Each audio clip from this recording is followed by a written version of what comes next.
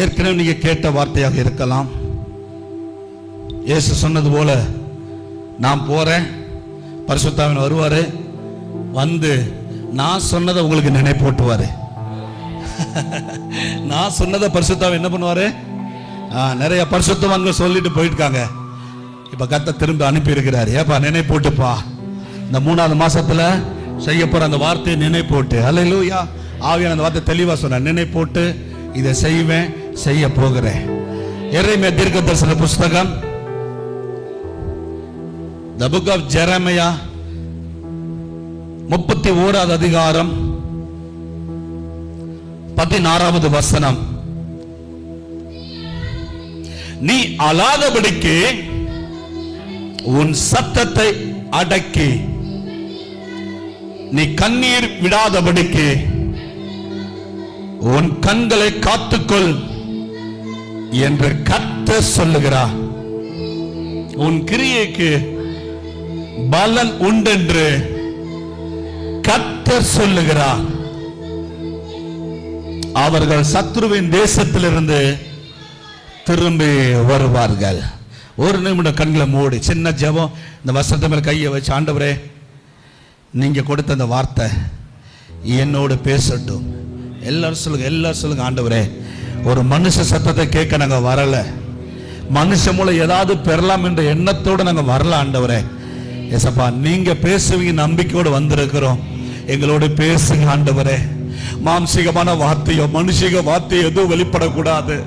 ஆவியானுடைய சத்தம் இந்த இரவு நேரத்தில் எங்களோடு பலமாய் துணிப்பதாக. உம்முடைய சத்தம் பெண்மான்களை ஈனும்படி செய்யும். உம்முடைய சத்தம் காதேஸ் வனாந்தரத்தை அதிர பண்ணும். அந்த ஒரு திவ்ய சத்தத்தை இந்த இரவேளையிலே இந்த சபை அதிர பண்ணட்டும் ஆண்டவரே. இந்த பகுதி அதிர பண்ணட்டும் ஆண்டவரே. எங்களுக்குள்ள ஒரு புது ஜீவன் எழுப்புதல் உண்டாகட்டும் ஆண்டவரே.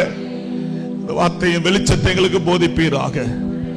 நீர் இல்லாமல் எதுவும் செய்ய முடியாது. இயேசுவின் நல்ல நாமத்தில் ஜெபிக்கிறோம் நல்ல பிதாவே, ஆமே. கைகளை தட்டி கர்த்தருக்கு மகிமை செலுத்துவோமாக. கர்த்தர் நல்லவர்.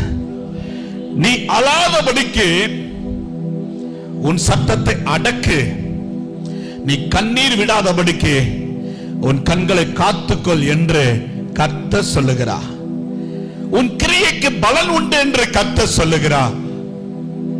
கர்த்தர் சொல்லுகிறார், கர்த்தர் சொல்லுகிறார் என்று 2 முறை வருகிற வசனங்கள் ரொம்ப ரேர். வேதத்தில் ஒரு 2-3 இடத்துல தான் நம்ம பார்க்கிறோம். ஆண்டவர் ஒரு முறை சொன்னாலே 100% நிறைவேற்றுகிறவர். ஆண்டவர் இங்க 2 முறை சொல்றாரு, 200 மடங்கு இதில் நிறைவேறுதல் உண்டு. அதுல எந்த மாற்றமும் இல்லை. மெய்யாகவே மெய்யாகவே என்று கர்த்தர் சொல்ற இடத்துலலாம் 200% கேரண்டி அங்க கொடுக்கிறார். அல்லேலூயா. இந்த வார்த்தை திவ்யமான வார்த்தை, is a prophetical word, is a தீர்க்கதரிசன வார்த்தை. கர்த்தர் சொல்றாரு, கர்த்தர் சொல்றாரு, உன் கண்ணீரை அடக்கு, நீ அழாத, உன் சத்தத்தை அடக்கு. போதும், நீ கண்ணீர் வடித்த நாட்கள், நீ சத்தம் போட்டு அழுத நாட்கள், கதறி ஜெபித்த நாட்கள் என் காதுகளில் கேட்டிருக்கிறது. கொஞ்சம் ஸ்டாப் பண்ணு. கண்ணீர் நிறைய ஆயிருச்சு. நான் பலனை கொடுக்கிற நேரம் வந்து விட்டது. சீயோனுக்கு தயவு செய்கிற காலம் வந்து விட்டது. கர்த்தர் இந்த இரவில் கர்த்தர் சொல்றாரு, இந்த 3வது மாதம் இதுவரை நீங்க ஜெபித்த இரவு ஜெபம், விழிப்பு ஜெபம், பகல் ஜெபம், உபவாச ஜெபம், செயின் பிரேயர், வீட்டு ஜெப கூட்டங்கள், ஆராதனை ஜெப நேரங்கள், எல்லா ஜெபத்துக்கும் இந்த மாத கர்த்தர் செட்டில் பண்ண போகிறார். விசுவாசிக்கிறவங்க கைகளை தட்டி, விசுவாசம் இல்லையாமா? அல்ல விசுவாசத்தோட அல்லேலூயா. நீ வடித்த ஒவ்வொரு சொட்டு கண்ணீரும், உன் வேதனை குமுறலின் வார்த்தைகள் சத்தத்தை கர்த்தர் கேட்டிருக்கிறார். இந்த மாதம் இந்த சபைக்கு கர்த்தர் தீர்க்க தரிசனமாக சொல்லுகிறார், பலன் கொடுக்கிற நேரம் வந்துவிட்டது. இந்த சபைக்கு பலன் கொடுக்கிற நேரம் வந்துவிட்டது. சீயோனுக்கு குறித்த நேரம் வந்துவிட்டது. அது பலனாக திரும்ப வரப்போகுது. அல்லேலூயா. ஆண்டவர் யாரை குறித்து இதை சொல்லுகிறார், யாருக்கு இதை சொல்லுகிறார்? அந்த பின்னணியத்தை கொஞ்சம் நீங்கள் அறிந்து கொண்டு இந்த செய்தியை தொடர்ந்து கவனிப்போமாக. யாரை குறித்து சொல்லுகிறார் என்றால், இஸ்ரவேல் ஜனங்கள் பாபிலோன் தேசத்தில் சிறையிருப்பில் இருக்கிறாங்க.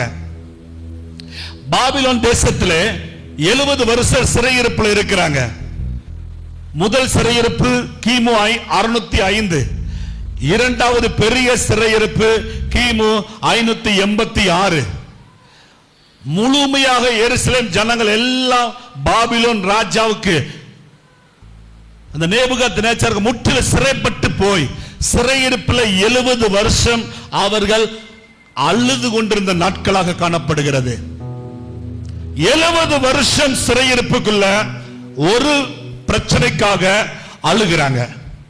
வேற எந்த பிரச்சனையும் இல்ல, இங்க இருந்து நாங்க வெளியே வரணும், வேற எந்த தேவையும் இல்ல, இந்த சிறையிருப்பிலிருந்து வெளியே வரணும், இங்க சிறையிருப்பிலிருந்து வெளியே வரணும். அது வார்த்தையாக வரல, அது கண்ணீராக அவர்களுக்கு வருகிறது. கண்ணீர் கண்ணீர் கண்ணீர். 70 வருஷம் அவர்கள் அழுகிறார்கள். எரேமியா 29 பார்க்கிறோம், 10-11 அந்த வசனம் அவ்வாறாக போடப்பட்டிருக்கு. பாபிலோன் தேசத்திலே 70 வருஷம் நீங்கள் இருப்பீர்கள். நீங்கள் எதிர்பார்க்கிற நன்மையும் குறித்த நேரமும் உங்களுக்கு வரும் என்று ஆண்டவர் அப்பவே சொல்லிவிட்டார். அதே மாதிரி 70 வருஷம் போகுது. 31வது அதிகாரம் 8-9 வசனங்களை வாசித்து பார்த்தா தெரியும்.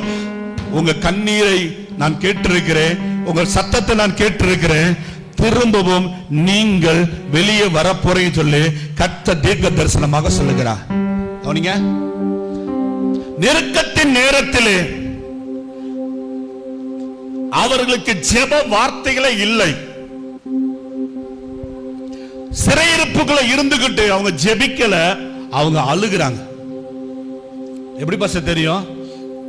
எப்படி பாச? சிறையிருப்புகளை இருந்து கொண்டு அவர்களால் வார்த்தை சொல்ல முடியல, வார்த்தை கண்ணீர் வடிவிலே வெளியே வருகிறது. இது அழகாய் ஒரு இடத்துல சங்கீதத்தில் பாருங்க, 137வது சங்கீதம் எடுங்க பாருங்க. 137வது சங்கீதம் 1வது வசனத்தை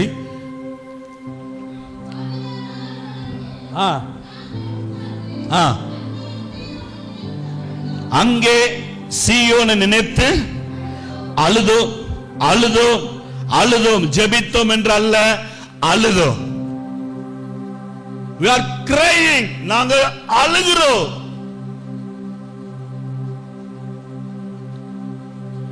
இந்த அனுபவம் எத்தனை பேருக்கு போயிருக்கீங்க தெரியல. மிகுந்த நெருக்கத்தின் மத்தியில் பாட முடியாத ஒரு சூழ்நிலை இருக்கும். வாயை திறந்து பாட முடியாது, பாட்டு புஸ்தகம் இருக்கும் பாட முடியாது, பைபிள் இருக்கும் படிக்க முடியாது, ஜெபிக்க தெரியும் ஜெபிக்க முடியாது. மிகுந்த உபத்திரவன், மிகுந்த நெருக்கத்தின் நடுவிலே, ஒரு இக்கட்டான சூழ்நிலையிலே அவங்களால செய்ய முடிகிற ஒரே ஒரு நல்ல காரியம் என்னன்னா அழுகிறது. எத்தனை பேர் இந்த பாதையில போயிருக்கீங்க எனக்கு தெரியாது, ஆனா பல பேர் இங்க போய் இருக்கிறது ஆவியான உணர்த்துகிறார். பாட்டு புஸ்தகம் இருக்கும் பாடவே முடியாது, நெருக்கம் இருதயத்தை கசக்கி பிழியும், சூழ்நிலைகள் சிந்தைகளை பிழிஞ்சு எடுக்கும், வார்த்தை அப்படியே வாய் அப்படியே ஸ்டாப் பண்ணும், கண்ணீர் மட்டும்தான் கண்ட்ரோல் பண்ண முடியாது, அழுதுகிட்டே இருப்பாங்க மணிக்கணக்கா. அந்த பிரச்சனை குறித்த ஒரு அழுகை அழுகை அழுகை. அப்படிப்பட்டவர்களுக்கு தான் இந்த இரவு வேளையில கர்த்தர் சொல்லுகிறார், உன் கிரியைக்கு பலன் வருகிறது, பலன் உண்டு. ஆமென் சொல்லுங்க, அல்லேலூயா. கண்ணீர் மட்டும் வருதே, ஜெபிக்கலையே, கர்த்தர் ஜெபத்தை கேட்டிருக்கிறாரா? அதை நினைச்சு நினைச்சு அழுது இருக்கிற பாஸ்டர், என் கண்ணீரே எனக்கு உணவாக மாறி இருக்கிறது. அழுது அழுது என் படுக்கை எத்தனையோ முறையில இரவுல தூக்கத்தை கலைத்திருக்கிறேன். டிராவல் பண்ணும்போது அழுகை, சர்ச்சுக்குள்ள வந்தால் அழுகை, முழங்கால் போட்டால் அழுகை. என்னால வார்த்தையே சொல்ல முடியல பாஸ்டர். ஆனாலும் என் பிரச்சனைக்கு ஒரு விடிவு வருமா? என் கண்ணீருக்கு ஒரு விடிவு வருமா? கர்த்தர் சொல்றாரு, நீ ஜெபிக்காவிட்டாலும் உன் கண்களில் வந்ததான கண்ணீர் ஒரு பாடல், உன் கண்ணீர் துளிகள் ஒரு பாடல், அந்த கண்ணீர் துளிகள் ஒரு ஜெப குறிப்பு. நீ வாயை விட்டு சொல்லல, வாயை விட்டு பாடல, ஆனா உன் கண்ணீர் மூலமாக நீ பாடிட்ட, உன் கண்ணீர் மூலமாக என்கிட்ட சொல்லிட்ட, உன் கண்ணீர் மூலமாக என் ஜெப குறிப்பை சொல்லிட்ட. ஆகவே தான் கர்த்தர் சொல்றாரு, அழாதப்பா, கண்ணீர் வடிக்காதப்பா. நான் பலன் கொடுக்க போகிறேன். Praise the lord. Hallelujah, hallelujah. உங்க குடும்பத்தை நினைத்து, உங்க பிள்ளைகளை நினைத்து, உங்க சூழ்நிலையில் நினைத்து அழுது அழுது அழுது அழுது சாப்பிட முடியாம சாப்பிடுற நேரமும் அழுக, தண்ணீர் குடிக்க நேரமும் அழுக. யாரோ ஒருத்தர் சில பேர் அப்படி இருக்கிறீங்க. ஆவியான உணர்த்திட்டே இருக்கிறார். திரும்ப திரும்ப கத்த சொல்றார், உன் கண்ணீரை எல்லாம் கத்த துருத்தில வச்சிருக்கிறார். இந்த 3வது மாதம் கத்தர் அவைகள் எல்லாம் செட்டில் பண்ண போகிறார். ஆண்டவர் செட்டில் பண்ண போகிறார். ஆண்டவர் உன் கண்ணீர் போதுப்பா, போதுப்பா, கொஞ்சம் நிறுத்து, கொஞ்சம் நிறுத்து, கொஞ்சம் நிறுத்து. அந்த கண்ணீருக்கு நான் பலன் கொடுக்கணும். ஒவ்வொரு சொட்டு கண்ணீருக்கும் கர்த்தர் பலன் கொடுக்க போகிறார். கர்த்தருக்கே மகிமை உண்டாவதாக. சங்கீதம் 56:8 வாசிங்க. சங்கீதம் 56:8.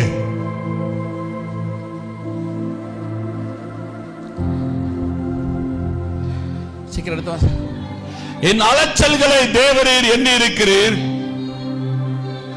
என் கண்ணீரை உம்முடைய துருத்தியில் வையும். எங்க இருக்குது?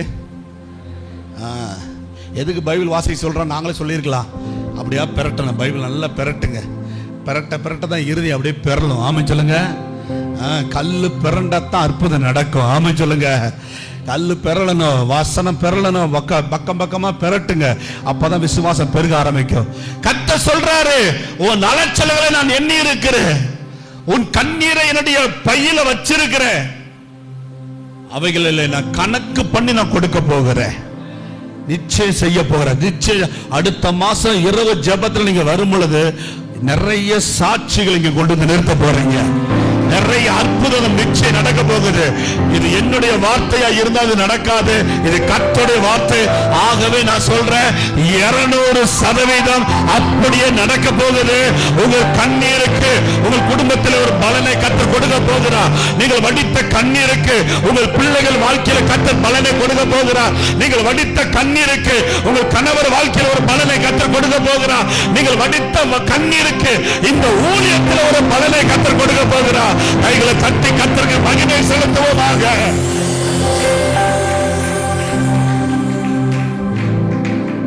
நிச்சயம் பலன். இங்க பாருங்க, எரேமியா 31:16 பலன் கிடைக்கும் என்று கர்த்தர் சொல்லல. பலன் நல்லா வாசிங்க. பலன் எல்லாம் சத்தமா சொல்லுங்க அந்த வார்த்தை. பலன் பலன் இல்ல இல்ல என்ன சத்தம் கேட்கல. பலன் பலன். தம்பி சொல்லுப்பா, தம்பி விளையாடக்கூடாது. ஒயிட் சட்டை பைபிள் எடுத்து பெரட்டணும், வாசிக்கணும். பலன் பலன் உண்டு உண்டு. கர்த்தர் கிடைக்கும் என்று சொல்லல, உண்டு என்று சொல்ல. there is. ஆண்டவர் உண்டுன்னு சொல்லிட்டா அதுல இல்லை என்ற வார்த்தைக்கு ஆப்ஷன் இல்லை. ஆண்டவர் உண்டு என்று சொல்லிட்டா சொல்லுங்க, அதுல நடக்குமா நடக்காதா, வருமா வராதா, எப்ப வரும், எப்படி வரும், அந்த கேள்வியே கிடையாது. உண்டுன்னு சொல்லி கர்த்தர் முற்றுப்புள்ளி வைக்கிறார். ஆமென் சொல்லுங்க. பலன் உண்டு. அந்த வார்த்தையை கொஞ்சம் நிறுத்த விரும்புகிறேன். ஒண்ணுனா அப்படி பார்ப்போம். அந்த வசனத்தை ஒண்ணுனா உண்டு என்று கர்த்தர் சொல்லும் பொழுது அதுல ஆப்ஷனே கிடையாது. மத்தேயு சுவிசேஷ புஸ்தகம் 18வது அதிகாரம் 19வது வசனத்தை வாசிங்க. மத்தேயு 18:19. அல்லாமலும்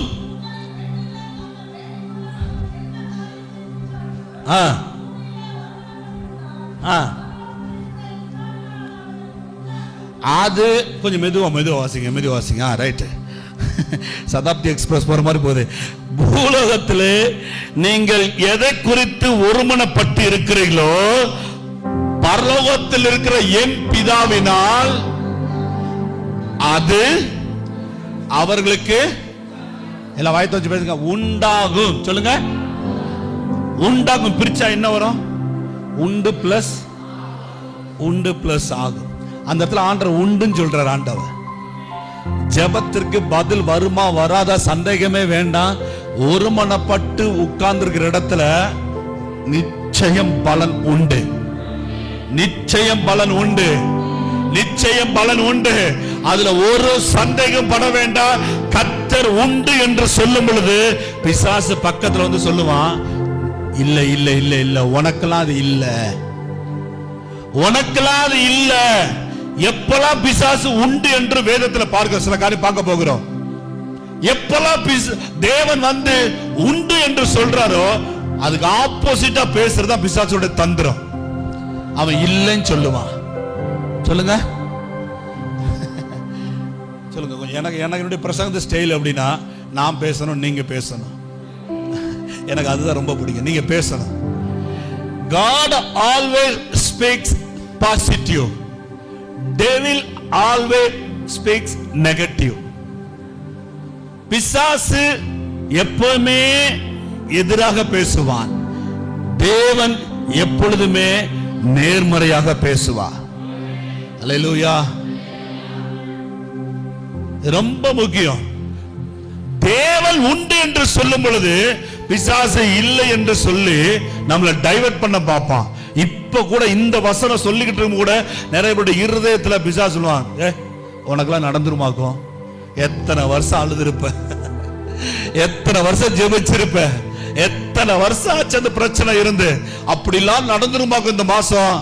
அவர் சொல்றாரு, நீ ஆமைன்னு சொல்லிக்கிட்டு இருக்கிற. சும்மா இரு, வந்தையா சோமனையா அப்படியே போய்கிட்டே இரு, நம்பிராத.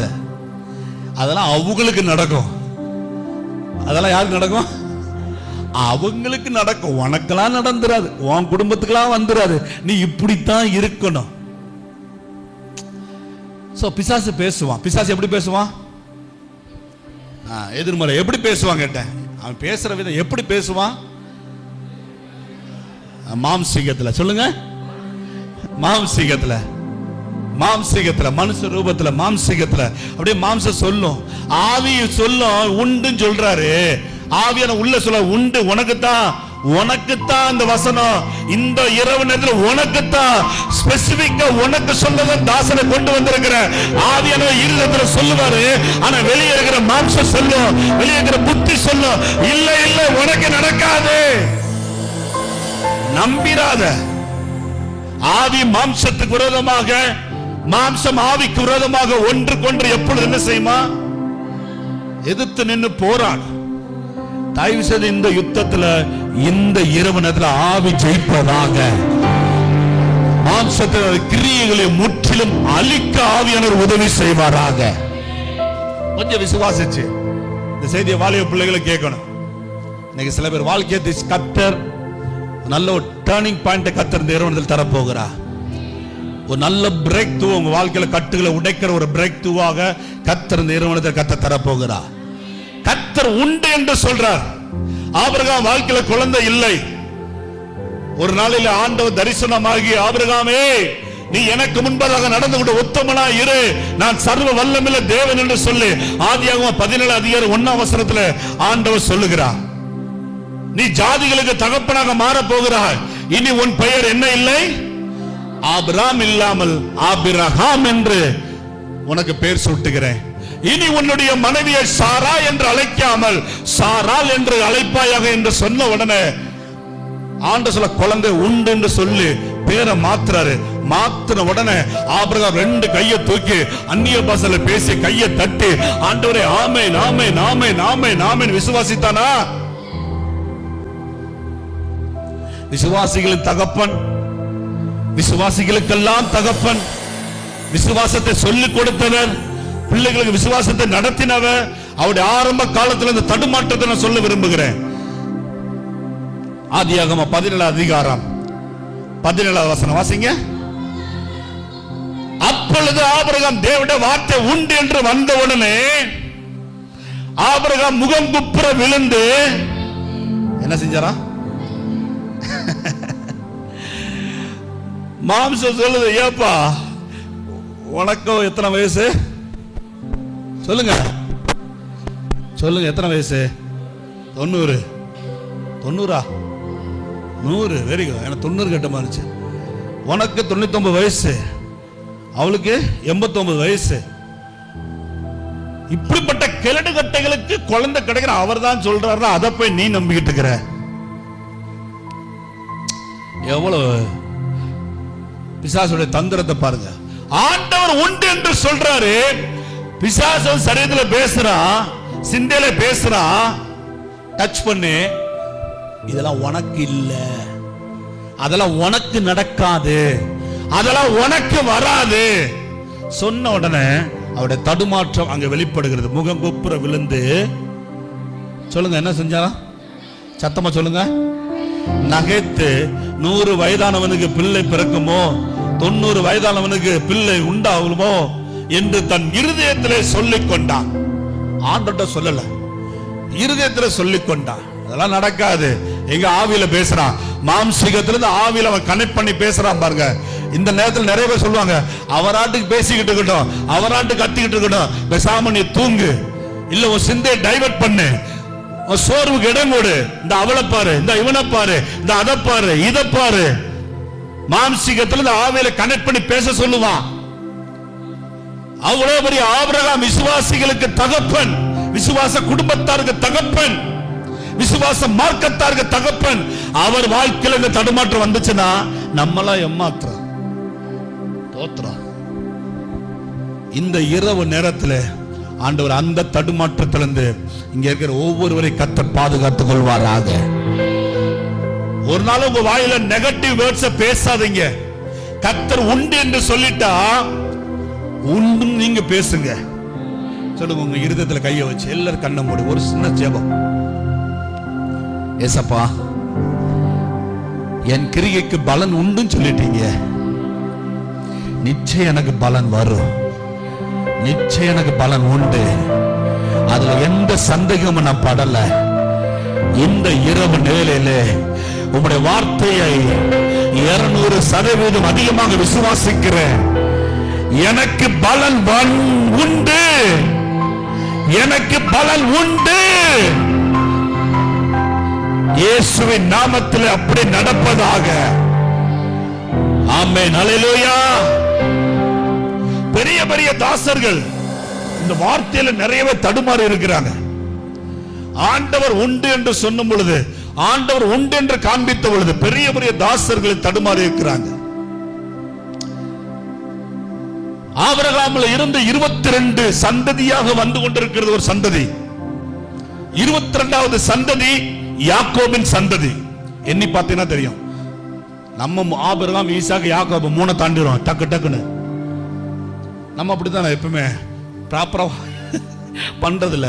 ஆதியாகமத்தை வாசிக்க ஆரம்பிப்போம், அப்படியே வருவான், டக்குன்னு ஆதியாகம் முடிஞ்ச உடனே அப்படியே எதுல பாயுவான், டக்குன்னு யோபு வருவான், அப்படி சங்கீதம், அப்படியே அப்படியே அப்படியே போய் நீதிமொழி முடிஞ்சோன்னு டக்குன்னு மத்தேயு போயிடுவான். அப்புறம் வெளிப்படுத்தி பாச பைபிள் முடிச்சிட்டேன் பாஸ்டர்.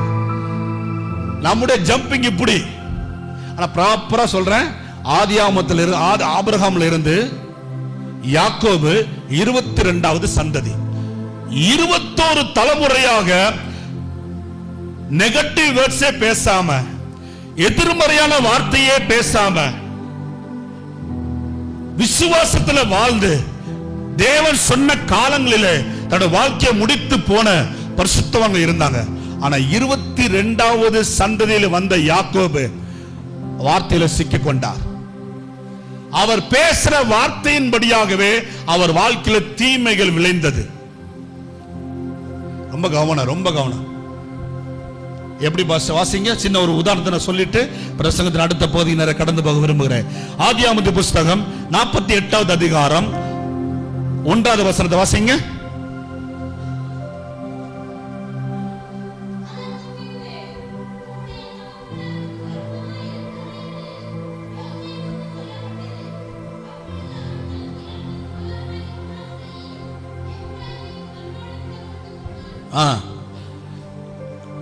யாக்கோபு வருத்தமாய் இருக்கிறான், வருத்தத்தில் இருக்கிறான் என்று யோசேப்புக்கு சொல்லப்பட்டது. 48:1 இது வருத்தம் என்று போடப்பட்டிருக்கிறது. ஆக்சுவலா இன் இங்கிலீஷ்ல அழகா தெளிவா போடப்பட்டிருக்கிறது, யுவர் ஃபாதர் இஸ் சிக். அவர் வியாதியா இருக்கிறார். வேதத்திலே முதல் முறையாக வியாதியிலே வாழ்க்கையிலே மரித்தவன் யாக்கோபு. அதற்கு முன்பதாக இந்த வியாதி என்ற வார்த்தை எந்த பரிசுத்தவானுக்கு வரல. ஏன் யாக்கோபுக்கு இந்த வியாதி வந்தது? அவர் வாய் தான் அவருக்கு பெரிய பிரச்சனை. சொல்லுங்க, வாய் தான் பெரிய பிரச்சனை. ஆண்டவர் உண்டு சொல்லி நம்பி கொடுத்துட்டு இருக்காரு, விசுவாசிச்சு போய் வேண்டியதுல இவனா ஒன்னு கிரியேட்டிவா ஒன்னு பேசுறான். என்ன பேசுறாரு வாசிங்க, 37-35.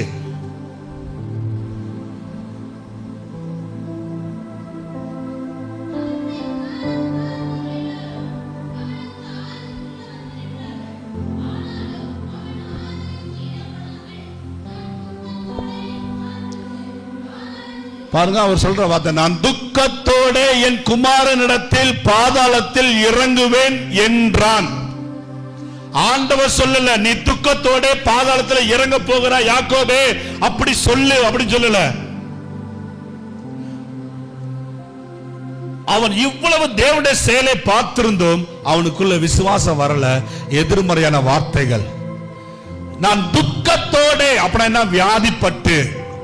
வியாதிப்பட்டு என் குமாரனிடத்துல என் குமாரன் யோசேப்பு செத்து போயிட்டான், அவன் செத்து போன இடத்துல நானும் துக்கப்பட்டு சாவேன், வேதனைப்பட்டு சாவேன் அப்படி இவன் கன்ஃபஸ் பண்றான். இன்னொரு காண்பிக்க விரும்புகிறேன். 42-38 வாசிங்க.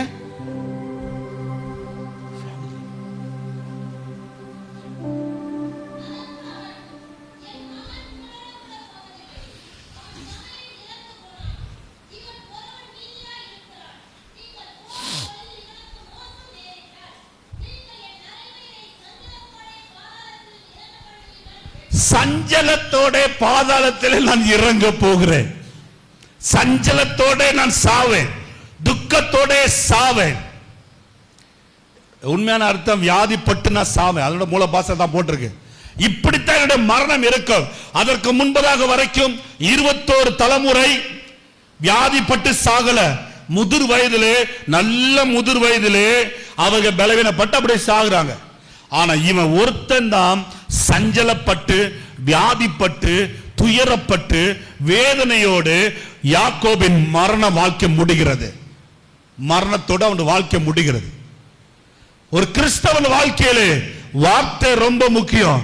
ஆண்டவர் உண்டு என்று சொல்லி கர்த்தர் தீர்க்க தரிசனமாக பேசும் பொழுது, உனக்கு நான் செய்ய போகிறேன், உனக்கு நான் தர போகிறேன், உனக்கு நான் கொடுக்க போகிறேன் என்று கர்த்தர் சொல்லும் பொழுது எதிர்மறையான வார்த்தைகளை பேசி தேவன் கொடுக்கிற ஆசீர்வாதத்தை, கர்த்தர் தர இருக்கிற பொக்கிஷத்தை, கர்த்தர் தர இருக்கிற சகாயத்தை உங்க வாயினாலே பாழாக்கி விடாதீர்கள். நிறைய ஃபேன் இந்த மட்டும் போதியா? ஃபேன் இந்த மட்டும் சரி, மூச்சு வாங்குது. சரி, கர்த்தர் நாமம் மகிமைப்படுவதாக. தேவன் சொன்ன வார்த்தைக்கு மாறாக, தேவன் சொன்ன செயலுக்கு மாறாக யாக்கோபு பேச ஆரம்பிச்சான். அவன் பேசி, கவனிங்க, அவன் பேசி 30 வருஷம் கழிச்சு அந்த வார்த்தை உயிருள்ளதாக கிரியை நடப்பிக்கிறது. 30 வருஷம் அவன் பேசின சாபத்தின் வார்த்தைகள், எதிர்மறையான வார்த்தை சாகாம நிக்குது. இன்னைக்கு நிறைய பேருடைய பிரச்சனை மாறாததுக்கு காரணம், நிறைய பேர் வாழ்க்கையில கர்த்தர் பலன் கொடுக்காமல் போவதற்கு இருக்க காரணம், நம்ம என்றோ பேசின வார்த்தைகள் இன்றைக்கு நம்ம வாழ்க்கையில தடையாக மதிலாக நின்று கொண்டிருக்குது. கர்த்தருடைய ஆவியானவர் சொல்றார், நீ அன்னைக்கு பேசின அந்த வார்த்தையினுடைய விளைவுதான் இன்னைக்கு நான் பலன் கொடுக்க போக முடியாத அளவுக்கு அது தடையாக நிற்குது. 30 வருஷம் அந்த வார்த்தை சாகலங்க, அவன் பேசிட்டு விட்டுட்டான். ஆனா அந்த வார்த்தை அப்படியே காத்துல உயிர் உள்ளதாக அசைவாடி கொண்டிருந்து ஏற்ற நேரம் வரும் பொழுது அதற்குள்ள ஒரு ஜீவன் உண்டாகி, நீ தானப்பா சொன்ன துயரப்பட்டு சாவேன், சஞ்சலப்பட்டு சாவேன், இப்படித்தான் என் மரணம் இருக்கும், என் பிள்ளையை போல நான் சாக போகிறேன் சொல்லி சொன்னே அல்லவா? உனக்கு நல்ல பலனை கொடுக்கலாம் என்று எண்ணிக்கொண்டிருந்து உனக்கு நல்ல மரணத்தை கொடுக்கலாம். உன் முற்பிதாக்கள் 21 தலைமுறையாக அவர்கள் வாழ்க்கையில் நல்ல பலனை கண்டு நல்ல முடிவோடு ஒரு வாழ்க்கை முடிந்தது. ஆனா உனக்கு அப்படி தரலான்னு நினைச்ச, நீ முந்திக்கிட்டப்பா. நீ முந்தி உன் வாழ்க்கையை குறித்த தீர்க்க தரிசனமா ஒன்னு சொல்லிட்ட, எதிர்ப்புறையாக ஒன்னு சொல்லிட்ட. பாருங்க, நம்ம 48:1 வாசித்தோமே, உன் தகப்பன் வருத்தமா இருக்கிறார், வியாதியா இருக்கிறார். அந்த வார்த்தையோட மூல பாஷையில ஹீப்ருல போய் பார்த்தீங்கன்னா ஹலால் என்ற வார்த்தை போடப்பட்டிருக்கும். சரிங்களா? HALL ஹலால். அது மூல பாஷை. வேதத்துல 2 இடத்துல தான் இது போடப்பட்டிருக்குது. 2 இடத்துல தான். ஒன்னு எசேக்கியா ராஜாவுக்கு, இன்னொன்று யாக்கோபுக்கு. எசேக்கியா ராஜா வியாதிப்பட்டு இருந்தார், அந்த இடத்துல ஹலால்.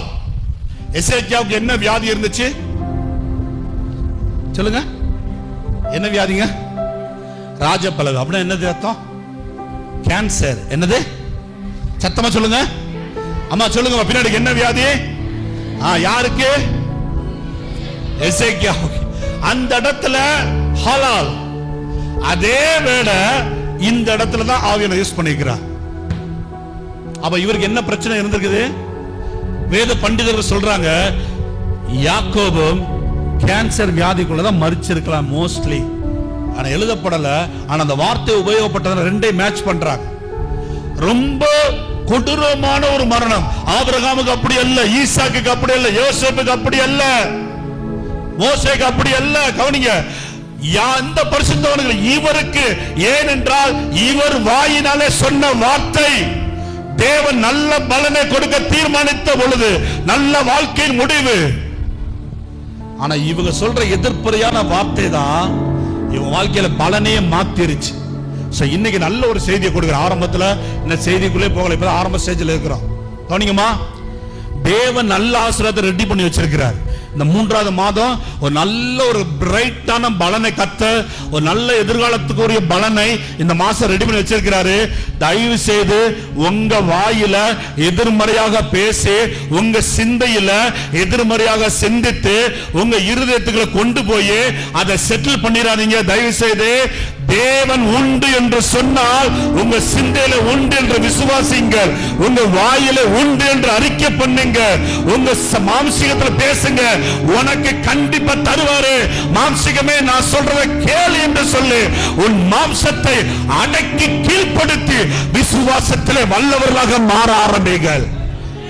சத்தமா சொல்லுங்க பாபா, சத்தமா.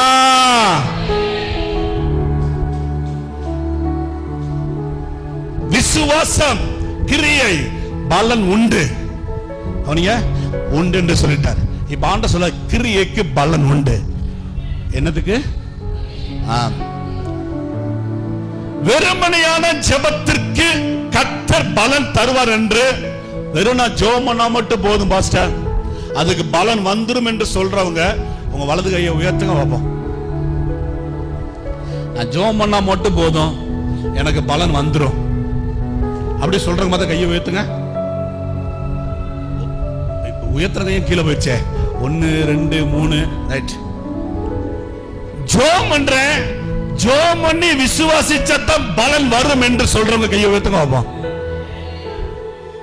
மோசத்த கை வந்துருச்சு. இன்னொரு பகுதி சொல்றேன், ஜெபம் பண்ணி விசுவாசிச்சு நான் கிரியை நடப்பித்தா தான் எனக்கு பலன் வரும் சொல்ற கையை உயர்த்துங்க. என்ன பாச ரொம்ப குழப்புறாரு. முதல் ஸ்டெப் சொன்ன வெறும் ஜெபம், 2வது ஸ்டெப் சொன்ன ஜெபம் பிளஸ் விசுவாசம், 3வது ஸ்டெப் நான் சொல்றேன் ஜெபம் பிளஸ் விசுவாசம் பிளஸ் கிரியை எக்ஸிக்யூட் பலன். நான் சொல்றது கரெக்ட் சொல்லி ஒத்துக்கொள்றது எத்தனை பேரு? இல்ல பாச துருபேசம் பண்றாரு அப்படின்னு சொன்னா இப்ப மைக்க வச்சிடறேன். இன்னைக்கு நிறைய பேர் வாழ்க்கையில வேதத்துல கொஞ்சம் ஆழமாய் கொஞ்சம் கவனமாய் படிங்க. இயேசு எந்த இடத்திலையும் ஜெபமா மட்டும் பலன் வரும் சொல்லல. நீங்கள் விசுவாசம் உள்ளவர்களாய் ஜெபத்துல எவைகளை கேட்பீர்களோ அவைகளை பெற்றுக் கொள்வோம் என்று விசுவாசிங்கள். அப்பொழுது என்ன உண்டு சொல்லுங்க? பலன் உண்டு. அங்கேயே ஆண்டவர் ஜெபம் பிளஸ் விசுவாசம் நுழைச்சிட்டார். புரியுதுங்களா? எபிரேயர் 11:6 வாசிங்க. எபிரேயர் 11:6 வாசிங்க. சீக்கிரம் கடற்கரை வாசிங்க பாப்பா. விசுவாசம் இல்லாமல் தேவனிடத்தில் பிரியமா இருப்பது கூடாத காரியம். ஏனென்றால் தேவனிடத்தில் சேர்கிறவன் அவர் உண்டென்று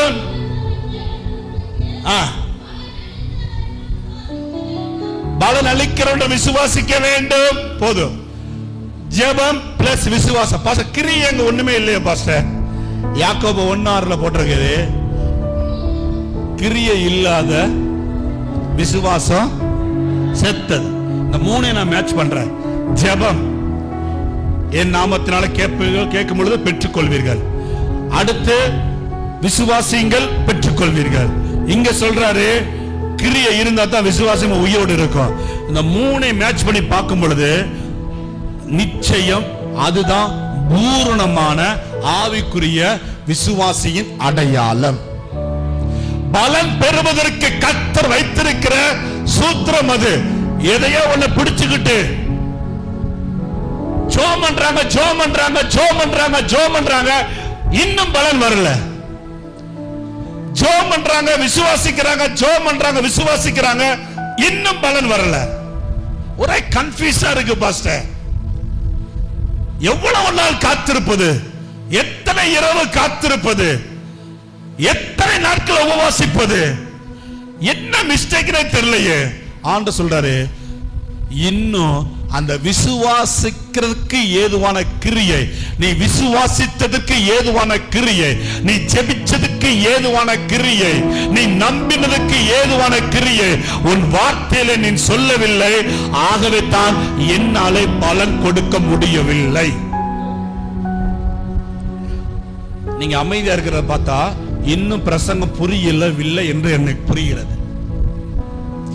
இன்னும் நான் சொன்ன வார்த்தையின் விளக்கம் உங்களுக்கு புரியவில்லை. உங்களுக்கு புரிகிற வண்ணமாக ஒரு உதாரணத்தை நான் சொல்ல விரும்புகிறேன். அன்னாளுக்கு குழந்தை எப்படி வந்தது? அன்னாளுக்கு ஆண்டவர் எப்படி குழந்தையை கொடுத்தார்? ஜெபம் பண்ணார். இப்போ ஒரு குழப்பத்துல ஏற்படுத்திட்டு பாத்தீங்களா? ஒரு கூட்டம் ஜெபம் சொல்லுது, ஒரு கூட்டம் விசுவாசம் சொல்லுது. என்ன சொல்லன்னு தெரியல. என்ன ஆண்டு எப்படி குழந்தை வந்து எப்படியோ குழந்தைய கொடுத்துட்டா நீங்க நம்புறீங்க? அன்னாள் வாழ்க்கையிலே ஜெபம் இருந்தது. 1 சாமுவேல் 1:10 பார்க்கிறோம். அன்னாள் சொல்லுங்க எப்படி அழுதாளா? மனம் கசந்து மிகவும் அழுதாள். மனம் கசந்து மிகவும் அழுகிறார். அவள் வாழ்க்கையில வார்த்தைகள் இல்லை, கண்ணீரே அவள் வாழ்க்கையில ஜெபமாக இருந்தது. கவனிக்கிறீங்களா? இரண்டாவது, விசுவாசம் இருக்கணும். 1:17 வாசிங்க.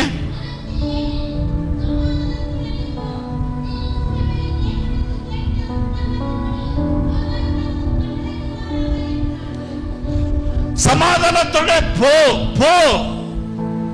கர்த்தர் செய்ய போகிறார். வாக்குத்தத்தம் கொடுத்துட்டாரு.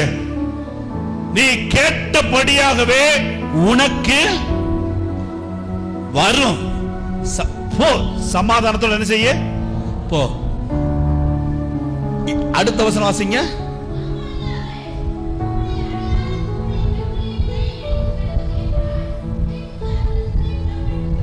பின்பு கவனிங்க கவனிங்க, அது ஒன்று பாருங்க, அது ஒன்று பாருங்க. பின்பு அந்த ஸ்திரீ புறப்பட்டு போனா. போ சொல்றாரு. எப்படி போ சொல்றாரு? விசுவாசிச்சு போ. வாக்குத்தத்தம் இதுதான். இதுதான் கர்த்தர் செய்ய போகிறார். கவனிங்கம்மா, இதுதான் கர்த்தர் செய்ய போகிறார். விசுவாசிச்சு போ சொல்றாரு. அவள் விசுவாசித்தால் கிளம்பிட்டா. ஆமென் சொல்லுங்க. இப்ப 1 ஜெபம் பிளஸ் விசுவாசம் வந்துருச்சு. இன்னொன்னு ஒண்ணு வரணும். கிரியை. என்னது? சத்தமா சொல்லுங்க. கிரியை. அந்த வசனத்தின் முடிவை பாருங்க. அப்பொழுது சத்தமா சொல்லுங்க. அதுக்கு பாஸ் என்ன பாஸ் அர்த்தம்? அதுக்கு என்ன அர்த்தம் பாஸ்டர்? அவ துக்கமா இல்ல. 1:10 துக்கமா இருந்தா 1:18 அப்புறம் அந்த வார்த்தை போடுங்க. அப்புறம் சொல்லுங்க. நிறைய பேருக்கு எத்தனை முறை குப்புற விழுந்தாலும் அப்புறம் என்ற ஒரு வார்த்தையை வர மாட்டேங்குது. குப்புறதான் கிடக்கிறாங்க இல்லையா?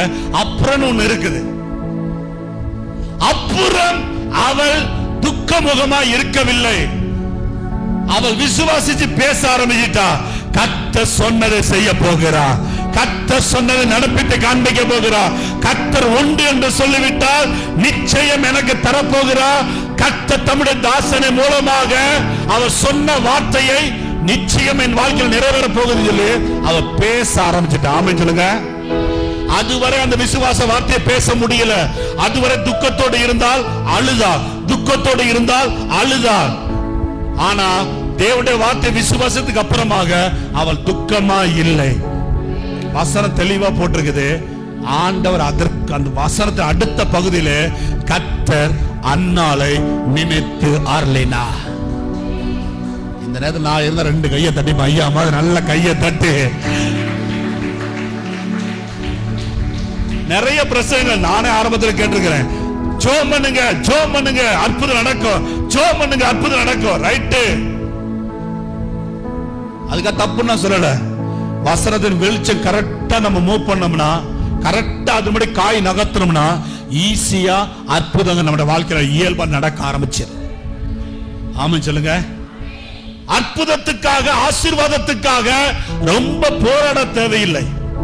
ஜெபிக்கணும், ஜெபத்துல போராடணும், அடுத்து விசுவாசிக்கணும்.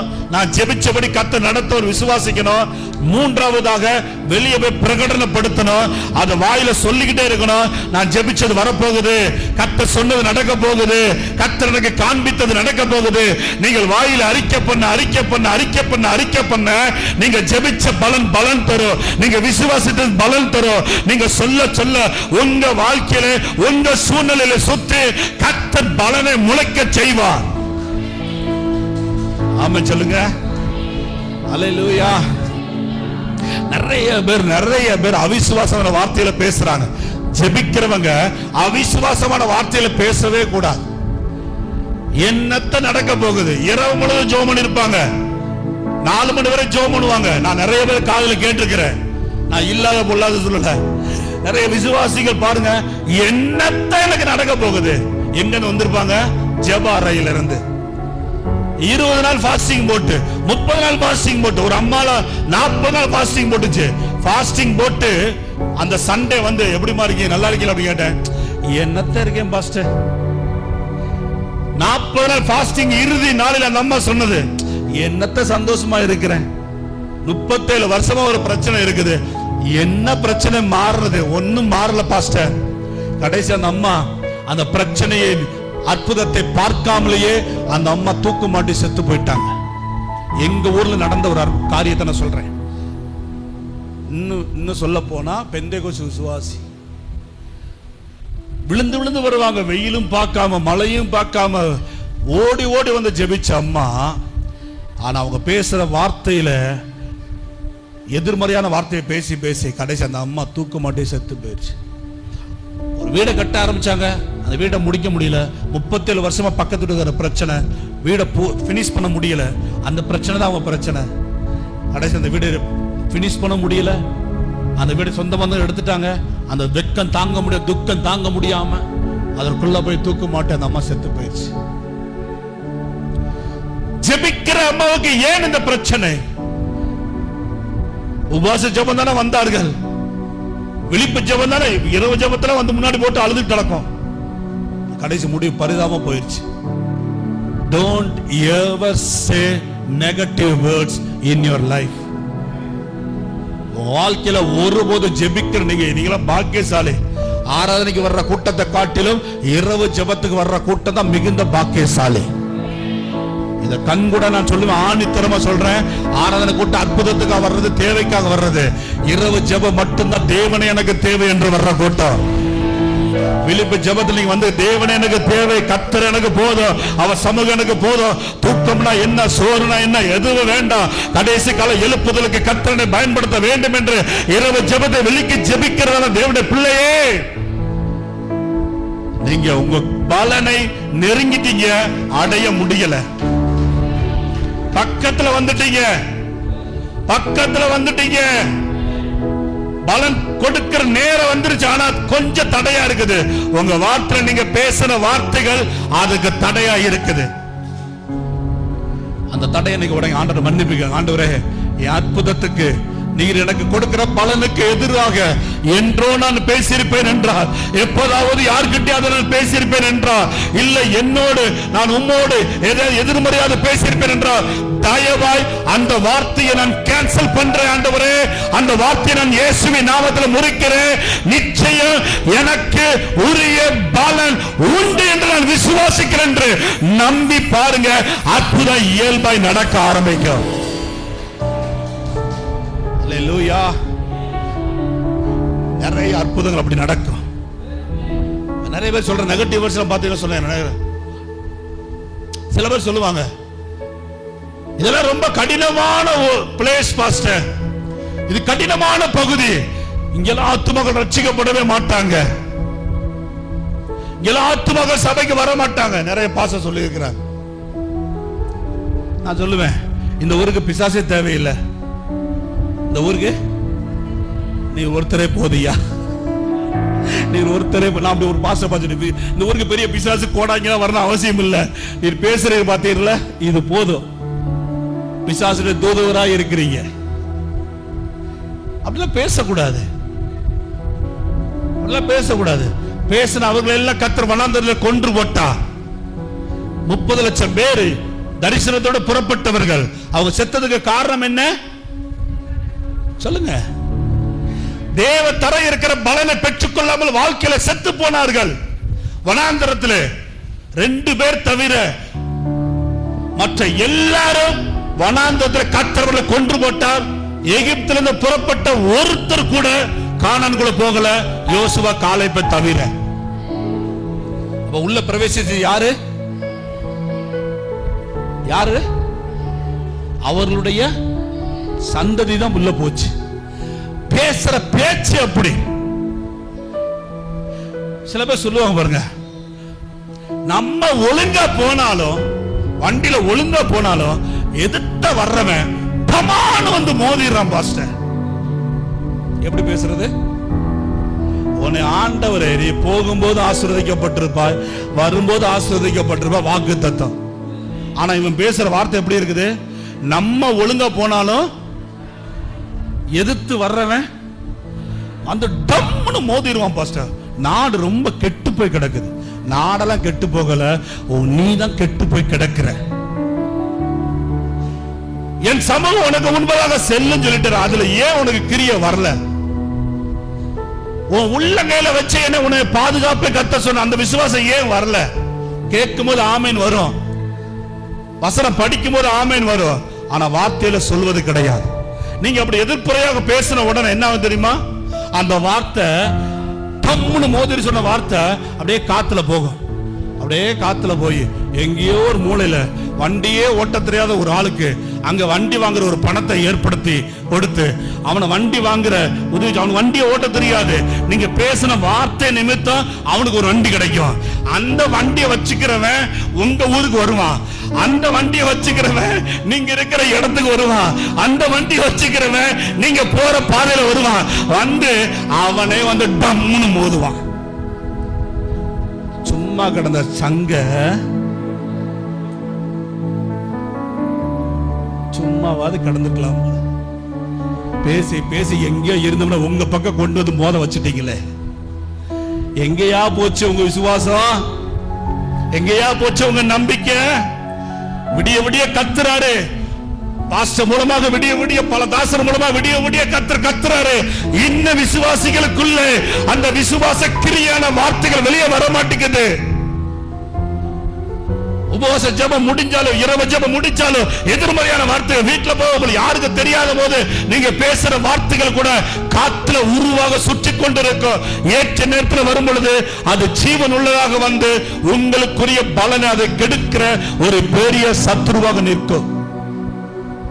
இந்த இரவேளையில இந்த ஒரு மனம் திரும்ப நமக்கு தேவை. ஆண்டவரே, ஒரு நாள் எதிர்மறையான வார்த்தையை நான் பேசாதற்கு எனக்கு கிருபை தார். ஆமென் சொல்லுங்க. நான் ஃபர்ஸ்டே சொன்னேன் என்னோட சாட்சிய. எல்லாரும் முடியாது முடியாதுன்னு சொன்னாங்க. எல்லாரும் முடியாதுன்னு சொல்லும் பொழுது சொந்த மந்தெல்லாம் ஃபோர்ஸ் பண்றாங்க. அனாதாசிரமத்தில் குழந்தை தத்தெடுங்க, கவர்மெண்ட் மூலமாக எழுதி தத்தெடுங்க, எவ்வளவு பேர் ஃபோர்ஸ் பண்ணாங்க. என் மனைவியை நானும் உறுதியா நின்ற முடியவே முடியாது. கத்த சொன்னா தருவார், கத்த சொன்னா தருவார்.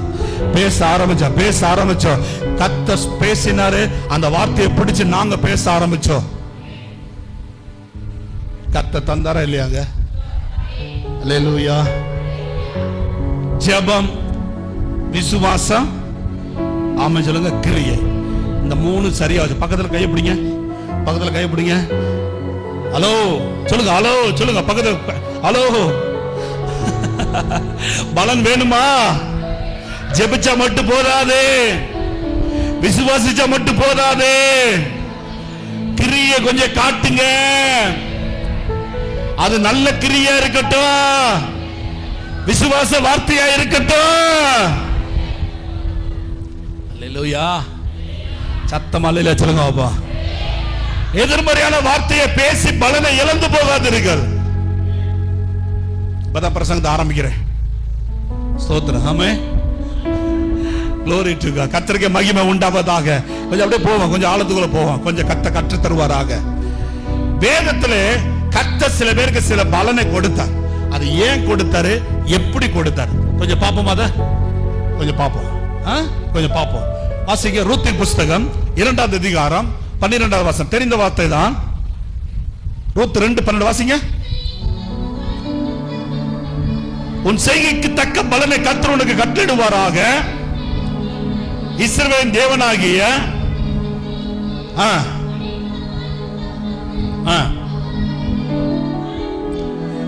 நிறைவான பலன் உனக்கு கிடைப்பதாக.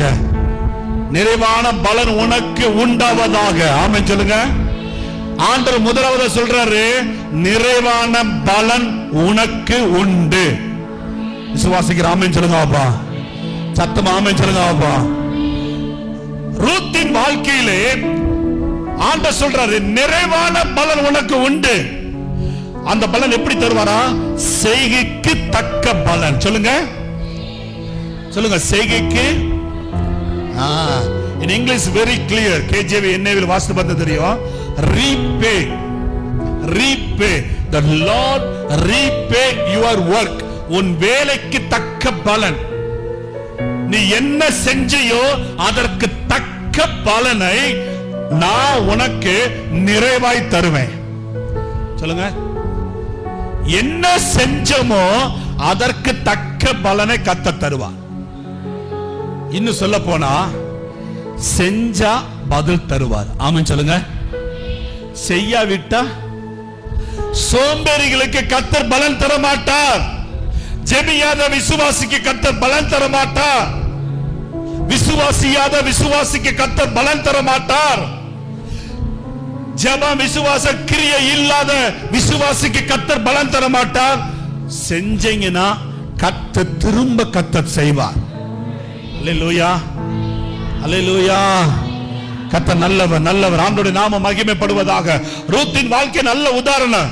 ரூத்தை பார்த்து கர்த்தர் சொல்றார், ரூத்தே கவலைப்படாதப்பா, அவர் செட்டைகள் கீழே வந்தது நிமித்தம் நீ என்னென்னலாம் செஞ்சையோ, என்னென்னலாம் தேவனுக்கு நீ பண்ணையோ, அதை எல்லாவற்றையும் கணக்கில் வச்சு கர்த்தர் உனக்கு நிறைவாய் திரும்ப உனக்கு தருவார் ஆண்டவர்.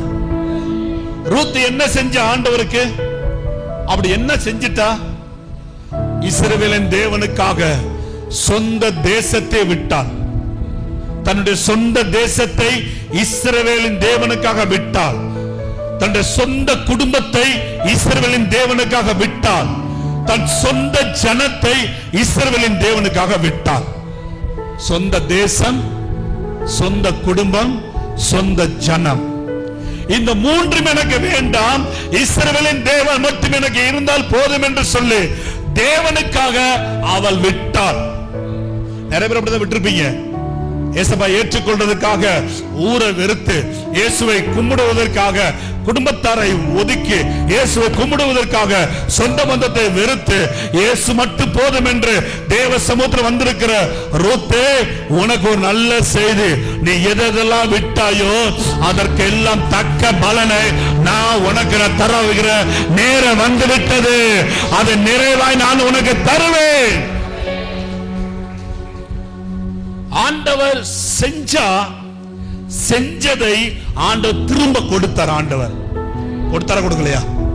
வசனத்தை வாசிக்க வேண்டாம், உங்களுக்கு அப்படியே கிளாஸ் பண்ண நடத்துறேன். கவனிங்க. சொந்த தேசத்தை மோவாப் தேசத்தை விட்டவளுக்கு இஸ்ரவேலின் தேசம் அவளுக்கு சொந்தமாக கிடைத்தது. ஒரு குடும்பத்தை விட்டால் இங்கேயோ இஸ்ரவேலின் குடும்பத்துக்கு சொந்தக்காரராக அவள் மாறினார்.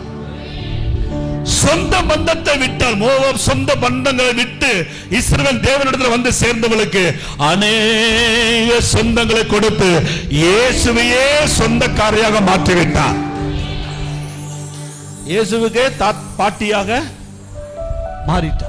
புரிஞ்சீங்களா? விட்டா பெற்றுக்கொண்டா, செஞ்சா பெற்றுக்கொண்டா. நீங்க ஏசப்பாக்கு என்னெல்லாம் செய்றீங்க, ஏதாவது செஞ்சிருப்பீங்கன்னா அதெல்லாம் இன்னைக்கு கணக்குல வச்சு கத்த தர போகிறா. இயேசுக்கா ஒண்ணுமே இப்ப நீங்க செஞ்சுட்டு தான் இருக்கீங்க. ஏசப்பா பாதத்துல உட்கார்ந்து அவருக்காக செஞ்சுக்கிட்டே இருக்கீங்க. அவர் விருப்பத்தை நிறைவேற்றிக்கிட்டு இருக்கீங்க, அவர் சித்தத்தை செய்துட்டு இருக்கீங்க, அவர் சொன்னதை செஞ்சுட்டு இருக்கீங்க. அப்ப உங்களுக்கு கர்த்தர் இன்று முதல் கர்த்தர் திரும்ப உங்களுக்கு ரீபே பண்ண போகிறார்.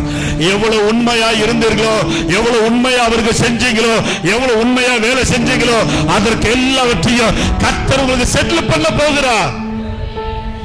ஒரு உலக மனுஷனே 30 வருஷம் வேலை பார்த்த கம்பெனியில் வேலை பார்க்கிற மனுஷன் உண்மையா இருந்ததுக்கு தக்கதாக அவன் ரிட்டையர்ட் ஆக போகும்பொழுது அவனுக்கு ரிட்டையர்மெண்ட் ரீபே ஆக தர்றாங்க. அப்படித்தானங்கம்மா? ரிட்டையர்ட் வெளியே வெறுங்கையை அனுப்புறாங்க. எவ்வளவு உண்மையா இருந்தாரோ அந்த பிடிமானத்துல அவங்களை கௌரவிச்சு அவங்களுக்கு செட்டில் வெறுங்கையை அனுப்பாம அந்த உண்மைக்கு நீதிக்கு தக்கதாக அவர்கள் கையில் நிறைவாய் கொடுத்து, ஆமே, அவர் உலக மனுஷன் அப்படி நம்ம கனப்படுத்தவர் என்றால் பரலோகத்தின் தெய்வ சமூகத்தில் அவருக்காக ஓடி ஓடி செய்த காரியங்கள், ஓடி ஓடி கிரியை செய்த காரியங்கள், இரவு பகல கிரியை செய்த காரியங்களை என் ஆண்டவர் ஒரு நாள் மறந்து போகிறவர் அல்ல, அவர் அநீதி உள்ளவர் அல்ல. கர்த்தர் நிச்சயமாக ரூத்தின் தேவன், நம்முடைய தேவன், அவன் நிறைவான பலனை இந்த 3வது மாத கர்த்தர் தரப்போகிறார். அல்லேலூயா, அல்லேலூயா. இதுல இன்னொரு பகுதி இருக்குது, அதை சொல்லாம இந்த செய்தியை நான் இது பண்ணக்கூடாது. எதை செஞ்சாலும் கர்த்தர் ரிட்டர்ன் பண்ணிடுவார். ஆமென் சொல்லுங்க. வாசிங்க ரோமர் புஸ்தகம் 1வது அதிகாரம் 27வது வசனம். ரோமர் புஸ்தகம் 1:27 வாசிங்க.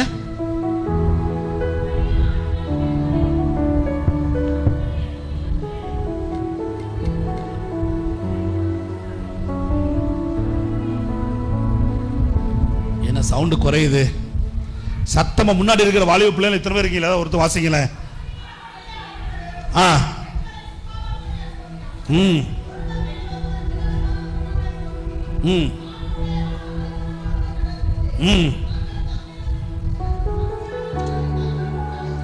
அடைந்தார்கள். இந்த வசனத்தை வாசிக்கும் போது நாக்க கூசுது பாருங்க.